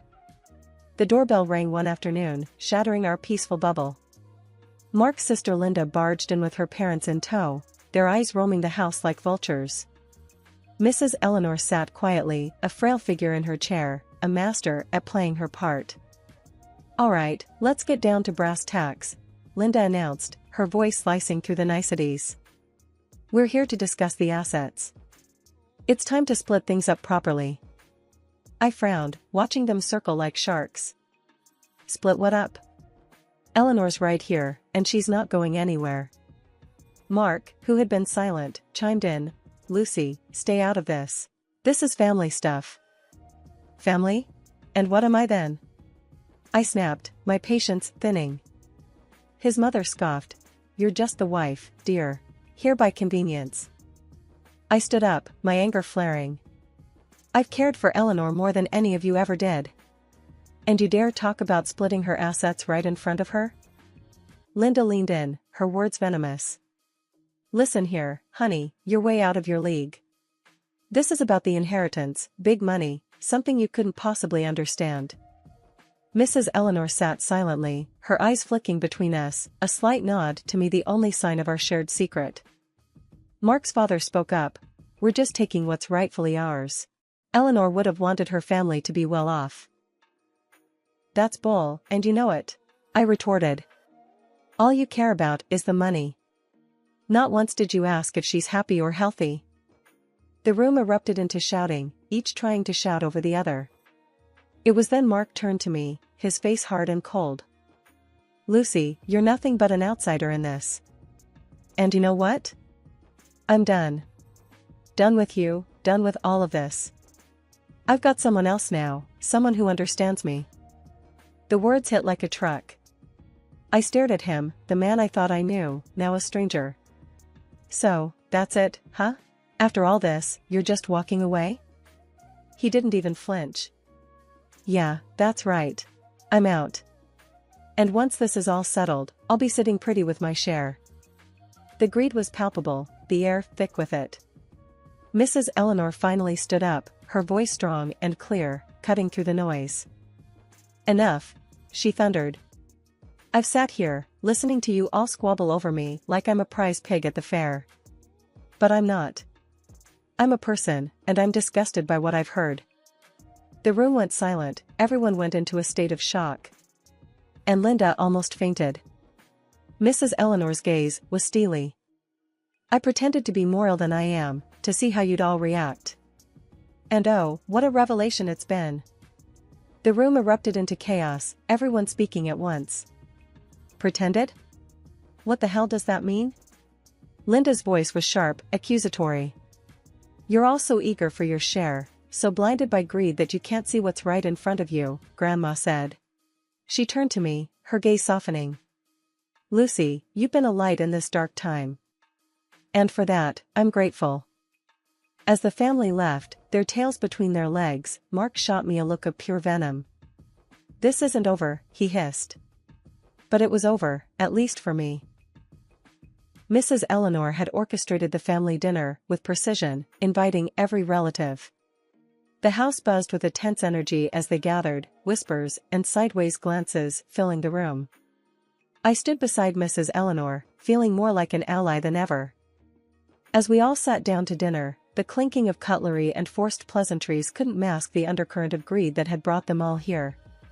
Mrs. Eleanor let them chatter for a while, biding her time. Then, as the main course was served, she cleared her throat, commanding the room's attention. I've invited you all here for a reason, she began, her voice strong and unyielding. I've seen it all. The way you've circled like vultures, waiting for your piece. Well, I'm not dead yet, and I won't be your meal ticket. Mark's sister, Linda, tried to laugh it off. Oh, come on, grandmother. What are you saying? Mrs. Eleanor's gaze was like steel. I'm saying I know about the greed, the plotting. And I'm disgusted. Mark's face turned a deep shade of red, his eyes darting between me and his grandmother. This is your doing, isn't it, Lucy? You've been filling her head with nonsense. I stood my ground, my voice calm but firm. No, Mark. I've been caring for your grandmother while you and your family counted the dollars in her bank account. The accusations flew, tempers flaring. Mark's father banged his fist on the table. You can't just change everything. We're your family. Mrs. Eleanor didn't flinch. A family that sees me as a paycheck? No, I don't think so. I'm changing my will, and none of you are included. Not after what I've witnessed. Mark stood up, his chair scraping against the floor. You're going to regret this, both of you. You'll see. But Mrs. Eleanor was resolute. No, Mark. I think it's you who will regret. Regret how you treated me, how you let your greed blind you. As the relatives stormed out, muttering curses and threats. I felt a mix of fear and triumph. The truth was out, the masks had fallen off. Mrs. Eleanor and I were in this together, come what may. The door slammed shut on the last of them, and the house fell into a heavy silence. The house was quiet, a stark contrast to the recent upheaval. Mrs. Eleanor and I sat in the living room, a pot of tea between us, discussing the future. The chaos of the past week seemed like a distant memory, and for the first time in a long while, there was a sense of calm. "So, what now?" I asked, breaking the silence. Mrs. Eleanor smiled, her eyes twinkling. "Now, my dear, we start fresh. A new will, a new way of living. And for you, a new life without the dead weight of greed." I chuckled, the sound light and free. "I can't believe it's over. That you're really going to rewrite your will?" She nodded, her expression serious. "Yes, and this time it'll be on my terms. No more manipulation, no more greed." The doorbell rang, shattering the moment. I stood to answer it, my heart in my throat. It was a delivery man, a large envelope in his hands. "Lucy Collins?" he asked, and I nodded, taking the envelope. It was the divorce papers, Mark's final act of cowardice. I signed them, a feeling of liberation washing over me as I handed them back to the man. When I returned, Mrs. Eleanor was watching me, a knowing look on her face. "All done?" she asked. "All done," I confirmed, a smile spreading across my face. "It's official. I'm free." We spent the day planning, talking about renovations to the house, trips we could take, and the joy of living without fear or obligation. As the sun set, casting a warm glow over the room, Mrs. Eleanor turned to me. "Lucy, I want you to know, I'm leaving the house to you. And a good portion of my assets. You've earned it, more than anyone." I was speechless, tears pricking at my eyes. "Mrs. Eleanor, I don't know what to say." "Say you'll live your life to the fullest," she replied, her voice firm. "No looking back, no regrets." I nodded, a sense of determination filling me. "I promise. And I'll take care of you, too. We'll take care of each other." The next few days were a blur of activity. Lawyers, financial advisors, and contractors came and went, each playing a part in our new beginning. And through it all, Mrs. Eleanor and I stood firm, a team against the world. "Here's to new beginnings," I said, raising my cup of tea. "To new beginnings," Mrs. Eleanor echoed, her eyes bright with hope. The future was unknown, but it was mine to shape, and I was ready for whatever came next. With a sense of purpose and a heart full of gratitude, I stepped into the new day, ready to embrace whatever lay ahead. I'm Olivia, a 32-year-old economist. I live in a neat, well-furnished house with Michael, my husband. He's a manager, and we've been married for 6 years. We bought this house together, filled it with fancy furniture, paintings, and all sorts of high-end appliances. Our life, at first glance, seems almost perfect. Michael and I always wanted a big family, but things haven't been easy. I can't get pregnant, yet. I try to stay positive, telling myself that everything will happen in its own time. But deep down, it's a sore spot, a silent battle I fight every day. One Friday evening, as I was organizing our bookshelf, Michael walked in, looking uneasy. "Olivia, I need to tell you something," he said, avoiding eye contact. "What's up?" I asked, curious about his tone. "It's about Laura, my sister. She's having trouble with her husband again.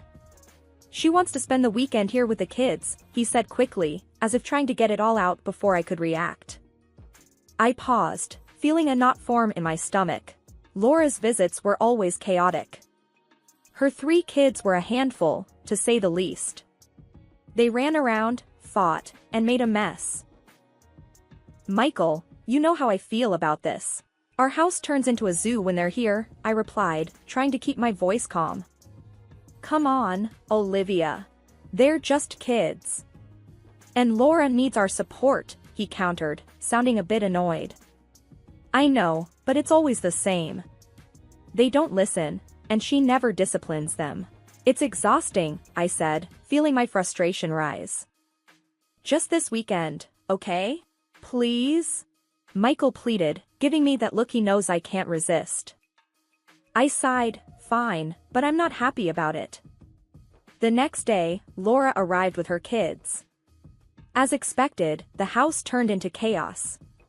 The kids were everywhere, leaving a trail of destruction in their wake. I tried to keep my cool, but it was wearing thin. At one point, I found the youngest, Tommy, drawing on the living room wall. "Tommy, stop that right now," I shouted, more sharply than I intended. Laura, who was lounging on the sofa, shot up. "Don't yell at my son, Olivia. He's just a child. Maybe if you had your own, you'd understand," she snapped. I felt a sting at her words, a mix of anger and sadness. "That's not fair, Laura." "I'm just trying to keep some order here," I retorted, my voice shaky. Michael walked in, hearing the commotion. "What's going on here?" he asked, looking between me and his sister. "Olivia's being too harsh on the kids," Laura complained. "They're destroying our house, Michael," I exclaimed, feeling overwhelmed. "Let's all just calm down. They're kids, Olivia. They don't mean any harm," Michael said, trying to mediate. I felt a rush of disappointment.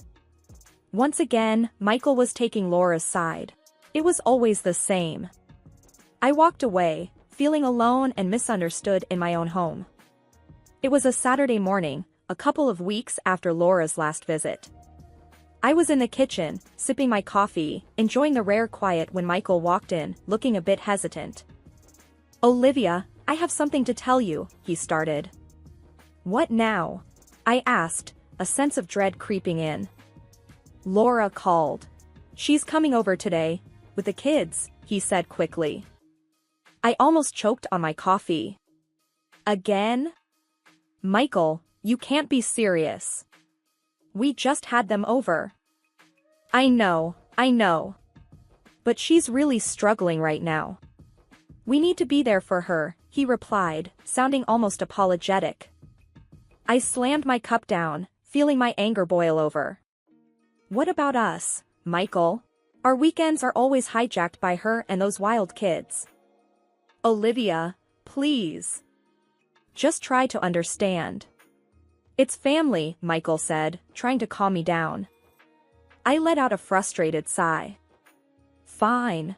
But I'm not playing babysitter this time." Soon, Laura arrived with her kids. As usual, they stormed into the house, running and screaming. I clenched my fists, trying to maintain my composure. I walked into the living room, where the kids were already making a mess. "Guys, could you please play a bit quieter?" I asked, attempting to sound gentle. Laura, who was busy scrolling through her phone, looked up. "Oh, let them be, Olivia. Kids will be kids." I gritted my teeth. "That's not the point, Laura. They need to learn some respect."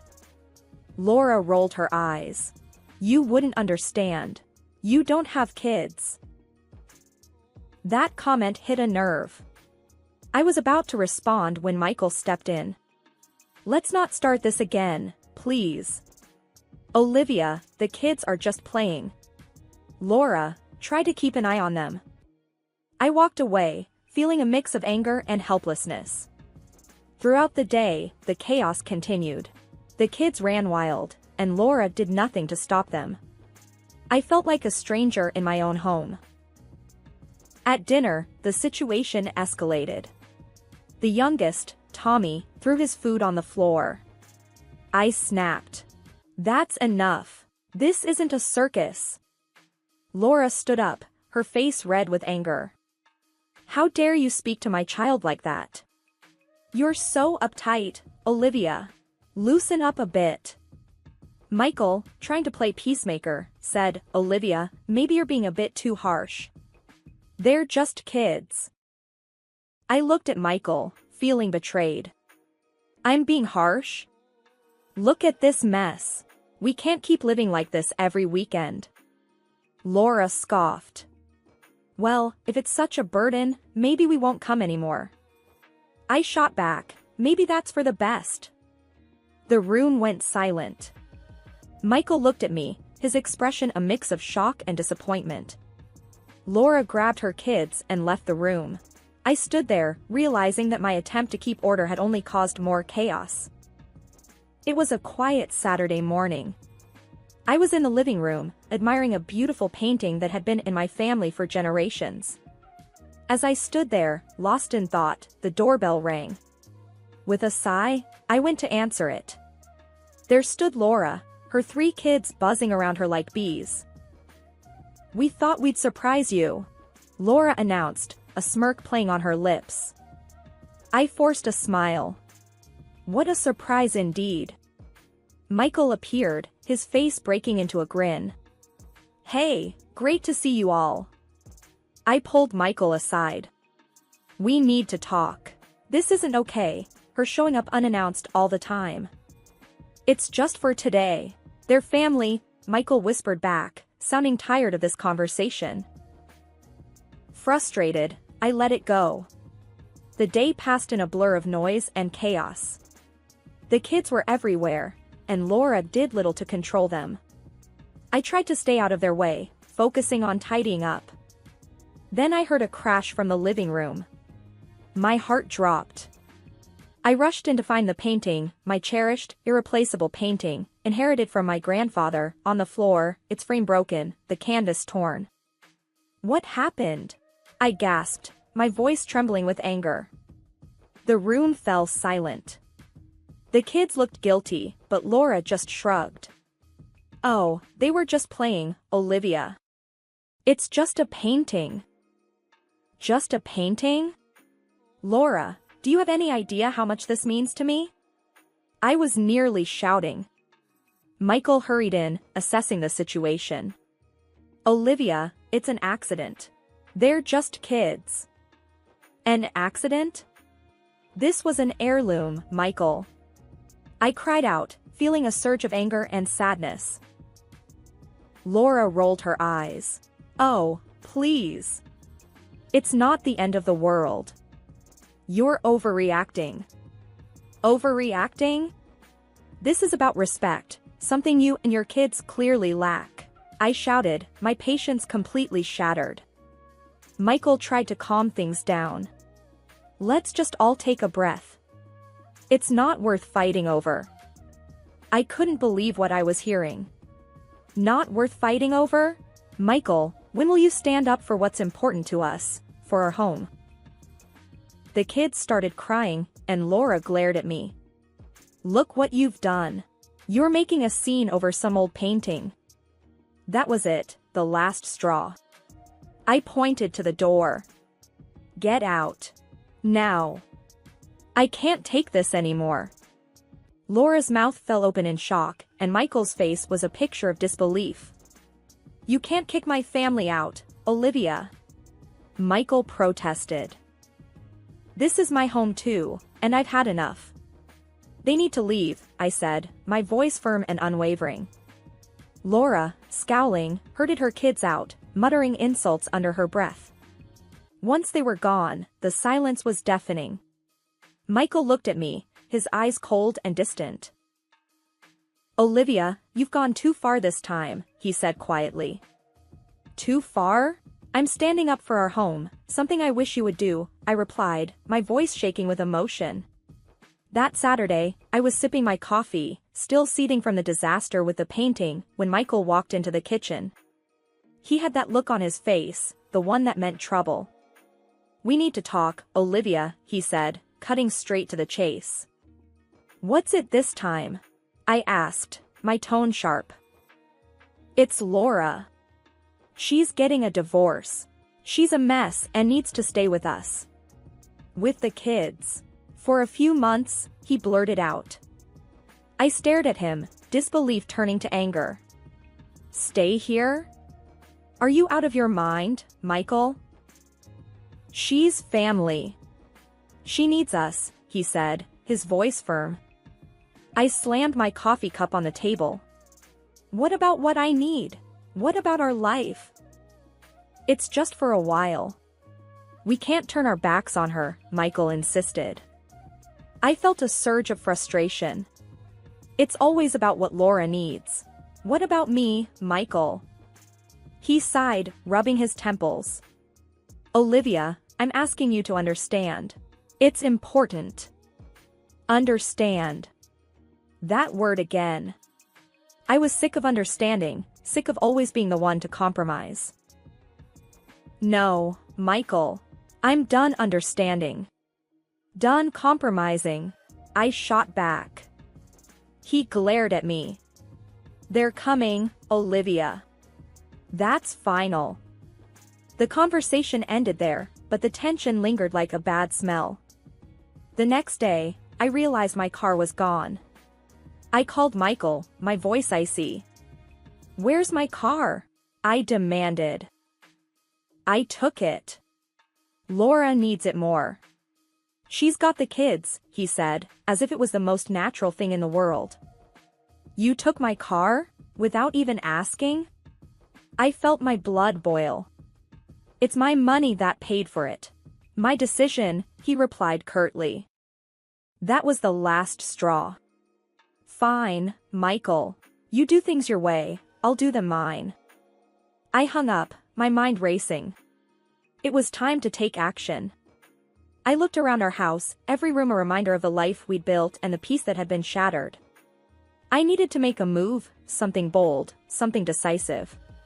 Michael had pushed me to the edge, and now it was my turn to push back. I sat there, plotting my next steps, a plan forming in my mind. Whatever I was going to do, it needed to be big, a statement that I wasn't going to be walked over anymore. But what exactly? That was the question. I felt a mix of fear and adrenaline at the thought of what was to come. Michael had no idea what he had set in motion. On Monday, the sun hadn't even fully risen when I started my plan. I've always been meticulous, every receipt saved, every purchase logged. Today, that attention to detail was going to pay off. I called the most reliable moving company in town, ready for a drastic change. The movers arrived early, and I was ready with a list. Everything I bought, it's leaving today, I told them firmly, handing them the list. It included all the furniture, the appliances, every single item I had paid for with my own money. The team leader looked at the list, then at me, and nodded. We'll handle it, ma'am. Piece by piece, the house was stripped bare. The living room, where we had laughed and argued, the bedroom, once a sanctuary, now just empty spaces. Michael was still absent, unaware of the transformation his home was undergoing. In a way, the emptiness of the house started to feel like a fitting metaphor for our marriage, void, stripped of warmth, bare of any love or understanding. With the last item loaded, I did a final walkthrough. The house, once a symbol of our shared life, was now just a shell. No trace of me or my contributions remained. I left before Michael returned. I wanted to be gone, to be free from the confrontation, the accusations, the pleading. I wanted him to experience the shock, the sense of loss, without me there to witness it. Driving to my mother's house, I couldn't help but play over in my mind the moment Michael would walk into the empty house. I imagined his confusion turning to realization, the shock, maybe even a hint of regret. I was sitting in my old bedroom at my mother's house, surrounded by the things I had taken from our home, when my phone rang. It was Michael. His voice was a mix of rage and disbelief. Olivia, what the hell have you done? He bellowed as soon as I picked up. I took what's mine. Just like you took the car, I replied, my voice calm but firm. The house is empty. You stripped it bare. How could you? His anger was palpable, even through the phone. You made your priorities clear, Michael. So, I made mine, I said, standing my ground. This is insane. You're acting like a child, he accused. No, I'm acting like a woman who's had enough. Enough of being sidelined, enough of your sister's chaos, enough of you taking me for granted, I shot back. There was a pause, a moment of silence that spoke volumes. I'm coming over. We're settling this now, he said, and hung up. An hour later, Michael was at the door. He looked furious, his eyes scanning the room, taking in his surroundings, my old childhood bedroom, now a sanctuary for what I had salvaged from our home. "You've lost your mind, Olivia. Taking everything, leaving me with nothing," he started, his voice loud and accusing. "I left you with exactly what you chose, your sister, her kids, and a house you preferred over our marriage," I replied, meeting his gaze. "You think this is some kind of game? You think you can just take everything and walk away," he said, his voice rising. "It's not a game, Michael. It's my life. And yes, I can walk away. You've shown me exactly where I stand in your life," I said, my voice steady. "This is not the end, Olivia. You can't just end things like this, over some furniture and a car," he said, his voice a mix of anger and something that sounded like desperation. "It ended the moment you chose your sister over your wife. The furniture, the car, that's just stuff. It's the respect and love that's missing, and that's not something you can get back just because you want to," I replied. He looked at me, his anger giving way to a realization, a dawning understanding of the gravity of the situation. "So, what now? You divorce me? Over this? If that's what it takes to show you that I'm serious, then yes," I said, the words tasting bitter but necessary. He looked defeated, beaten down by the weight of his choices and their consequences. "You've made your point, Olivia. It's not about making a point, Michael. It's about making a life I can be happy in. One where I'm respected and valued. And right now, that life doesn't include you," I said, the finality of my words hanging in the air. He left without another word, the door closing softly behind him. I sat there, in the quiet aftermath of our confrontation, knowing that this was a turning point. There was no going back, only forward, into a new, uncertain future, but one that I would navigate on my own terms. A few weeks had passed since the confrontation with Michael. I was sitting at the kitchen table at my mother's house, a stack of divorce papers in front of me. My mother walked in, her expression a mix of concern and support. "Are you sure about this, Olivia?" she asked, sitting down beside me. I looked at her, my resolve clear. "Yes, Mom. I've never been more sure about anything." She sighed, reaching over to squeeze my hand. "He called again. Said he wants to talk, maybe work things out." I shook my head. "There's nothing left to work out. I've made up my mind. You're being really hard, Olivia. Marriage isn't easy. It takes compromise," she said, her voice gentle but firm. "Compromise, yes. But not sacrifice. Not my happiness, not my self-worth," I replied. Just then, my phone rang. It was Michael. I took a deep breath and answered. "Olivia, please. Let's not do this. We can fix it," he said, his voice pleading. "Michael, it's over. I've moved on. You need to as well," I said, trying to keep my voice steady. "I never thought you'd go through with this. Over a few arguments, over some car." He trailed off. "It wasn't just arguments or car, Michael. It was about being valued and respected. You made your choices, and now I've made mine," I replied. There was a pause on the line. "So, this is it, then?" he asked. "Yes, this is it," I said, and hung up. I signed the divorce papers, each signature a step towards a new beginning. My mother watched, tears in her eyes, but she didn't say anything more. She understood. In the weeks that followed, I settled into a new routine. The divorce was finalized, and I started to feel like myself again. There were moments of loneliness, of doubt, but they were fleeting. I had chosen a path of self-respect, and with each day, it felt more and more right. One evening, I went out for dinner with friends, the first time in a long time. We laughed, shared stories, and for a few hours, I forgot all about the past few months.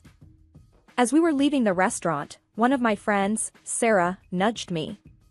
"You seem different, Olivia. Happier. I smiled, feeling a sense of peace. I am. I finally feel like I'm in control of my own life again. We walked out into the cool night, the city lights twinkling around us. It felt like a fresh start, a new chapter. Several months had passed since my divorce, and I was sitting on the small balcony of my new apartment, enjoying the quiet of the evening. Suddenly a text came from a friend, Linda. She always had the latest gossip. Heard about your ex working himself to the bone now. His sister's causing him hell. Serves him right. I sighed, a mix of satisfaction and pity. Yeah, I heard. He made his bed. Linda was quick to reply. You're better off. He's drowning in debt and drama. I put my phone down, thinking about Michael. Last I heard, he was struggling, working overtime to support Laura and her kids. Their house had become a hotbed of arguments and stress. Part of me felt vindicated, but there was a small part that felt sorry for him. I shook off the feeling. It was his choice, after all. I had moved on, building a life that was mine and mine alone. I had a new job, new friends, and a peace of mind I hadn't felt in years. Later that night, as I lay in bed, I couldn't help but think about how different my life was now. I was independent, making decisions for myself, living without the constant drama that had once consumed me. The next day, I met up with Sarah for coffee. She was always straight to the point. You look good, Olivia. Really good. Not like when you were with what's-his-name. I laughed. Thanks, Sarah. It's been a journey, but I'm in a much better place now. Good for you. You deserve it. After all that crap he put you through, she said, taking a sip of her coffee. I nodded, feeling a sense of accomplishment. I learned a lot. But now, I'm just focused on moving forward. As we chatted, I realized how far I'd come. I was no longer the woman who put up with everything. I was stronger, more confident, and in control of my life. Walking back to my apartment, I felt a sense of optimism. The future was uncertain, but for the first time, that uncertainty excited me. I was ready for whatever came next, ready to face new challenges, and make the most of new opportunities.